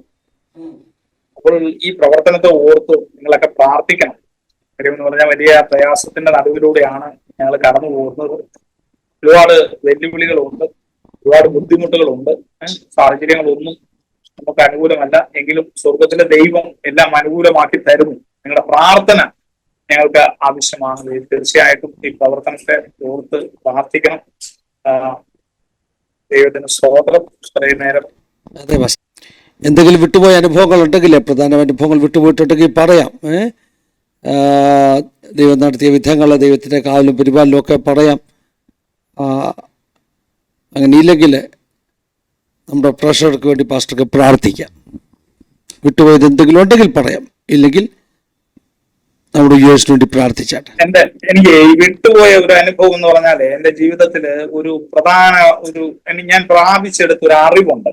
അത് ചിലപ്പോൾ അത് ചില സ്ഥലങ്ങളിലൊക്കെ ചിലരോടൊക്കെ ഷെയർ ചെയ്യുമ്പോൾ അത് തെറ്റിദ്ധരിക്കപ്പെടാറുണ്ട്. എങ്കിലും അങ്ങനെയല്ല ഞാനത് പറയുന്നത്. പ്രധാനമായിട്ടൊരു കാര്യം എന്ന് പറഞ്ഞാല് ഞാൻ ഈ വലിയ കടഭാരത്തിന്റെ അവസ്ഥയിലൂടെ കടന്നു പോയിട്ടുണ്ട് ജീവിതത്തിൽ. വിശ്വാസത്തിൽ വന്നതിന് ശേഷം ഞാൻ വലിയ കടത്തിന്റെ അവസ്ഥകളിലൂടെ കടന്നുപോയിട്ടുണ്ട്. അപ്പൊ ഈ കടത്തിന്റെ അവസ്ഥകളിലൂടെ കടന്നുപോയത് വിദേശത്തൊക്കെ ഞാൻ ചില ബിസിനസ്സുകളൊക്കെ ചെയ്തു വലിയ നഷ്ടത്തിലൂടെയൊക്കെ കടന്നുപോയ സാഹചര്യത്തിലാണ് ഈ കടഭാരത്തിലൂടെ കടന്നുപോയത്. അപ്പോൾ ഇങ്ങനെ കടഭാരത്തിലൊക്കെ നിൽക്കുന്ന സമയത്ത് ദേശത്ത് നിന്ന് വിസിറ്റിങ്ങിന് വന്ന ഒരു ദൈവദാസൻ എനിക്ക് വേണ്ടിയിട്ട് പ്രാർത്ഥിക്കാനായിട്ട് അവിടെ കടന്നു വന്ന ഒരു അനുഭവം. അപ്പൊ ഇദ്ദേഹം പ്രാർത്ഥിച്ചിട്ട് അദ്ദേഹം കേരളത്തിലേക്ക് മടങ്ങി വന്നതിന് ശേഷം കുറച്ച് ദിവസങ്ങൾക്ക് ശേഷം ഇദ്ദേഹം എന്നെ ഒന്ന് ഫോൺ ചെയ്ത ശേഷം അദ്ദേഹം എന്നോട് പറഞ്ഞ ഇങ്ങനെയാണ്, ഞങ്ങൾ ദേശത്ത് ഒരു കൺവെൻഷൻ നടക്കുന്നു, സഹോദരൻ അതിനൊന്ന് സഹായിക്കണം എന്ന് പറഞ്ഞു. അപ്പോൾ അന്നത്തെ എന്റെ സാഹചര്യം എന്ന് പറഞ്ഞാല് ഞാനൊരു വലിയ സംഖ്യ പലിശ കൊടുക്കുന്ന ഒരു സാഹചര്യം. അതായത് അന്ന് കുവൈറ്റ് ദിനാറിൽ 10%, അതായത് വളരെ ഒരു അത്യാവശ്യത്തിന് ഞാനൊരു വലിയ ഒരു ബുദ്ധിമുട്ടിന്റെ സാഹചര്യത്തിൽ വേറെ ഒരു പരിചയമുള്ള സുഹൃത്തിൽ നിന്ന്, ഒരു ബ്ലേഡുകാരനിൽ നിന്ന് ഞാനൊരു വലിയ സംഖ്യ കടം വാങ്ങിച്ചു. അതിന് ഏകദേശം ഇൻട്രസ്റ്റ് കൊടുക്കാൻ ഒരു മാസം എനിക്ക് 250 ദിനാർ, എന്റെ ശമ്പളത്തിന്റെ ഭൂരിഭാഗവും, എന്നാൽ ഞാൻ ഒരു ചെറിയ ജോലി ചെയ്യുന്നുണ്ട്, ആ ജോലിയുടെ കിട്ടുന്ന ശമ്പളം ഏകദേശം 90% അദ്ദേഹത്തിന് പലിശയായിട്ട് കൊടുക്കുന്ന ഒരു സാഹചര്യം. അപ്പൊ ഞാൻ ഈ പാസ്റ്ററോട് ഇത്രേ പറഞ്ഞല്ലോ, ദേവദാസിനെ എന്റെ അവസ്ഥയൊക്കെ പാസ്റ്റർക്ക് അറിയാമല്ലോ, ഞാൻ വളരെ ബുദ്ധിമുട്ടിലാണ്, അപ്പോൾ ഞാൻ എങ്ങനെ സഹായിക്കാനാണ് എന്ന് ചോദിച്ചു പറഞ്ഞു. അപ്പൊ അദ്ദേഹം ഇത്രേ പറഞ്ഞത്, ഞങ്ങൾ പ്രാർത്ഥിക്കാം എന്ന് മാത്രം പറഞ്ഞു. അദ്ദേഹം ഫോൺ വിളിച്ചു, അദ്ദേഹം എനിക്ക് മെസ്സേജ് ചെയ്താണ് അക്കൗണ്ട് നമ്പറും, അയക്കേണ്ട അക്കൗണ്ട് നമ്പറും കാര്യങ്ങളും ഒക്കെ എനിക്ക് മെസ്സേജ് ചെയ്തു. അപ്പോൾ എന്തോ എനിക്ക് അന്ന് എന്റെ കയ്യിൽ ഈ ഇൻട്രസ്റ്റ് കൊടുക്കുവാനുള്ള പൈസ ഉള്ള സമയം, ഞാൻ അവിടെ നിന്ന് ഈ പലിശ കൊടുക്കുവാൻ വേണ്ടിയിട്ട് ഒരു ടാക്സിയിൽ ഞാൻ കയറി അന്ന് ആ പലിശക്കാരന്റെ വീട്ടിലേക്ക് പോകുന്ന വഴിക്ക് ഇടയ്ക്ക് വെച്ച് എനിക്കൊരു പ്രേരണ ഉണ്ടായിട്ട് ഞാൻ ഒരു സ്ഥലത്ത് വെച്ച് ഇടയ്ക്ക് വെച്ച് ഈ വാഹനം നിർത്തിയിട്ട് ഞാൻ അവിടെ പുറത്തിറങ്ങിയിട്ട് ഞാനൊരു മണി പൈസ അയക്കുന്ന നാട്ടിലേക്ക് മണി ട്രാൻസ്ഫർ സ്ഥലത്ത് ചെന്നിട്ട് ഞാൻ ഈ ദേവദാസിന്റെ അക്കൗണ്ടിലേക്ക് 9,000 രൂപ ഞാൻ അയച്ചു. ഈ പൈസയിൽ നിന്ന് എടുത്തിട്ട് ഞാൻ ഇത് അയച്ചിട്ട് ഞാൻ തിരിച്ച് ഈ പലിശ കൊടുക്കേണ്ട ആളുടെ അടുക്കലെത്തി. അപ്പൊ ബാക്കിയുള്ള പൈസ, ഈ അയച്ച പൈസ ഇവിടെ കുറച്ച് പറയാം, അടുത്ത മാസം കൊടുക്കാം, അങ്ങനെ ഒരു ധാരണയിലാണ് ഞാൻ അവിടെ ചെന്നത്. പക്ഷെ അവിടെ ചെന്നപ്പോൾ സ്വർഗത്തിലെ ദൈവം വലിയൊരു അത്ഭുതം ചെയ്തു. ഈ മനുഷ്യനോട് ഞാൻ പല പ്രാവശ്യം ഇതിലൊരു ഡിസ്കൗണ്ട് ചോദിച്ചിട്ടുണ്ടായിരുന്നു. അപ്പോൾ അദ്ദേഹം ഈ പലിശയിൽ ഒരു ഡിസ്കൗണ്ട് തന്നു എന്നതാണ്. ഞാൻ അവിടെ ചെന്നപ്പോ എന്നോട് പറഞ്ഞത് 50 ദിനാർ കുറച്ച് തന്നാൽ മതി, എനിക്ക് 2% ഇൻട്രസ്റ്റ് കിട്ടും, അതായത് 10% നിന്ന് 8% ആക്കി തന്നു. അപ്പൊ ഞാൻ ഒന്നുകൂടെ അദ്ദേഹത്തോട് ബാർഗെയിൻ ചെയ്ത് അതൊരു 7% ആക്കി. 7% ആക്കി. ഞാൻ പറഞ്ഞത് എന്റെ ഒരു ഞാൻ ചെയ്ത പ്രവൃത്തിക്ക് സ്വർഗത്തിലെ ദൈവം അന്നേരം തന്നൊരു നന്മയായിട്ട് എനിക്കത് മനസ്സിലാകും. പക്ഷെ അങ്ങനെ ആയിരുന്നില്ല. ദൈവത്തിന് സ്തോത്രം. എന്നെ സംബന്ധിച്ചിടത്തോളം അത് തീർക്കുവാൻ വലിയ പ്രയാസമുള്ള ഒരു തുകയായിരുന്നു. അന്നത് എന്റെ ബിസിനസ്സുകളൊക്കെ നിന്നുപോയ സ്ഥിതിക്ക്. പക്ഷേ ഒരു മാസം കൂടെ മാത്രമേ ഞാൻ ആ പലിശ കൊടുക്കേണ്ട സാഹചര്യം ഉണ്ടായുള്ളൂ. അത് കഴിഞ്ഞപ്പോൾ എന്റെ വൈഫ് ജോലി ചെയ്യുന്ന സ്ഥാപനത്തിലെ ഒരു സഹോദരി വന്നു ആ പൈസ ഒരുമിച്ച് കൊടുത്ത് അത് തീർക്കുകയും അവര് പലിശയില്ലാതെ ആ മാസാമാസം ഞങ്ങളുടെ കയ്യിൽ നിന്ന് കുറഞ്ഞ തുകയായിട്ട് ആ മുതൽ മാത്രം മേടിക്കുന്ന ഒരു സാഹചര്യം ഉണ്ടായി. ഞാൻ പറഞ്ഞെന്ന് പറഞ്ഞാൽ നമ്മൾ പലരും ഇല്ലായ്മകളുടെ അവസ്ഥകളിലൂടെ, ബുദ്ധിമുട്ടുകളിലൂടെ, പ്രയാസങ്ങളിലൂടെ, കടത്തിലൂടെയൊക്കെ കടന്നു പോകുന്നവർ ഒത്തിരി പേര് എന്നെയും വിളിക്കാറുണ്ട്, പലരും പ്രാർത്ഥിക്കാനൊക്കെ. പക്ഷെ നമ്മുടെ ഈ ഇല്ലായ്മകളുടെ അവസ്ഥയിലും സ്വർഗത്തിലെ ദൈവം ഒരു ദൈവവൃത്തിയെ നമ്മുടെ അടുത്തൊരു ദൈവവേലയ്ക്ക് കൈത്താങ്ങലാകണം. കാര്യം ദൈവത്തിന് കൊടുത്താലേ സ്വർഗത്തിലെ ദൈവം നമ്മളെ മാനിക്കത്തുള്ളൂ. അത് ഞാൻ എന്റെ ജീവിതത്തിൽ ഞാൻ മനസ്സിലാക്കിയ ഒരു കാര്യമാണ്.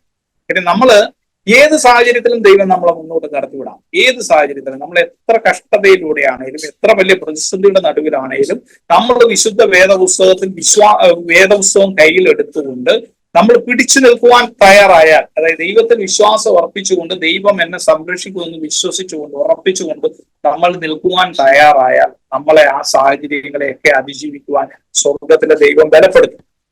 പിന്നെ ഈ കടഭാരത്തിന്റെ അവസ്ഥയിൽ എന്ന് പറഞ്ഞു കഴിഞ്ഞാൽ പലപ്പോഴും ദൈവമക്കൾ പരാജയപ്പെട്ടു പോകുന്നത് ഈ കടഭാരങ്ങൾ, പ്രയാസങ്ങൾ കടന്നു വരുമ്പോൾ, അല്ലെ സാമ്പത്തിക ഞെരുക്കത്തിന്റെ അവസ്ഥയിലൂടെ കടന്നു പോകുമ്പോൾ പലപ്പോഴും ദൈവവേലയ്ക്ക് കൈത്താങ്ങലാകുവാൻ പലരും തയ്യാറാകത്തില്ല. പക്ഷെ അങ്ങനെ ഒരു അവസ്ഥയിൽ ഇപ്പോൾ നമുക്ക് അറിയാമല്ലോ, പ്രവാചകൻ സറാപത്തിലെ വിധവയുടെ അടുക്കലേക്ക് ചെല്ലുന്നത് തന്നെ ഇതിനൊരു വലിയ ഉദാഹരണമാണ്.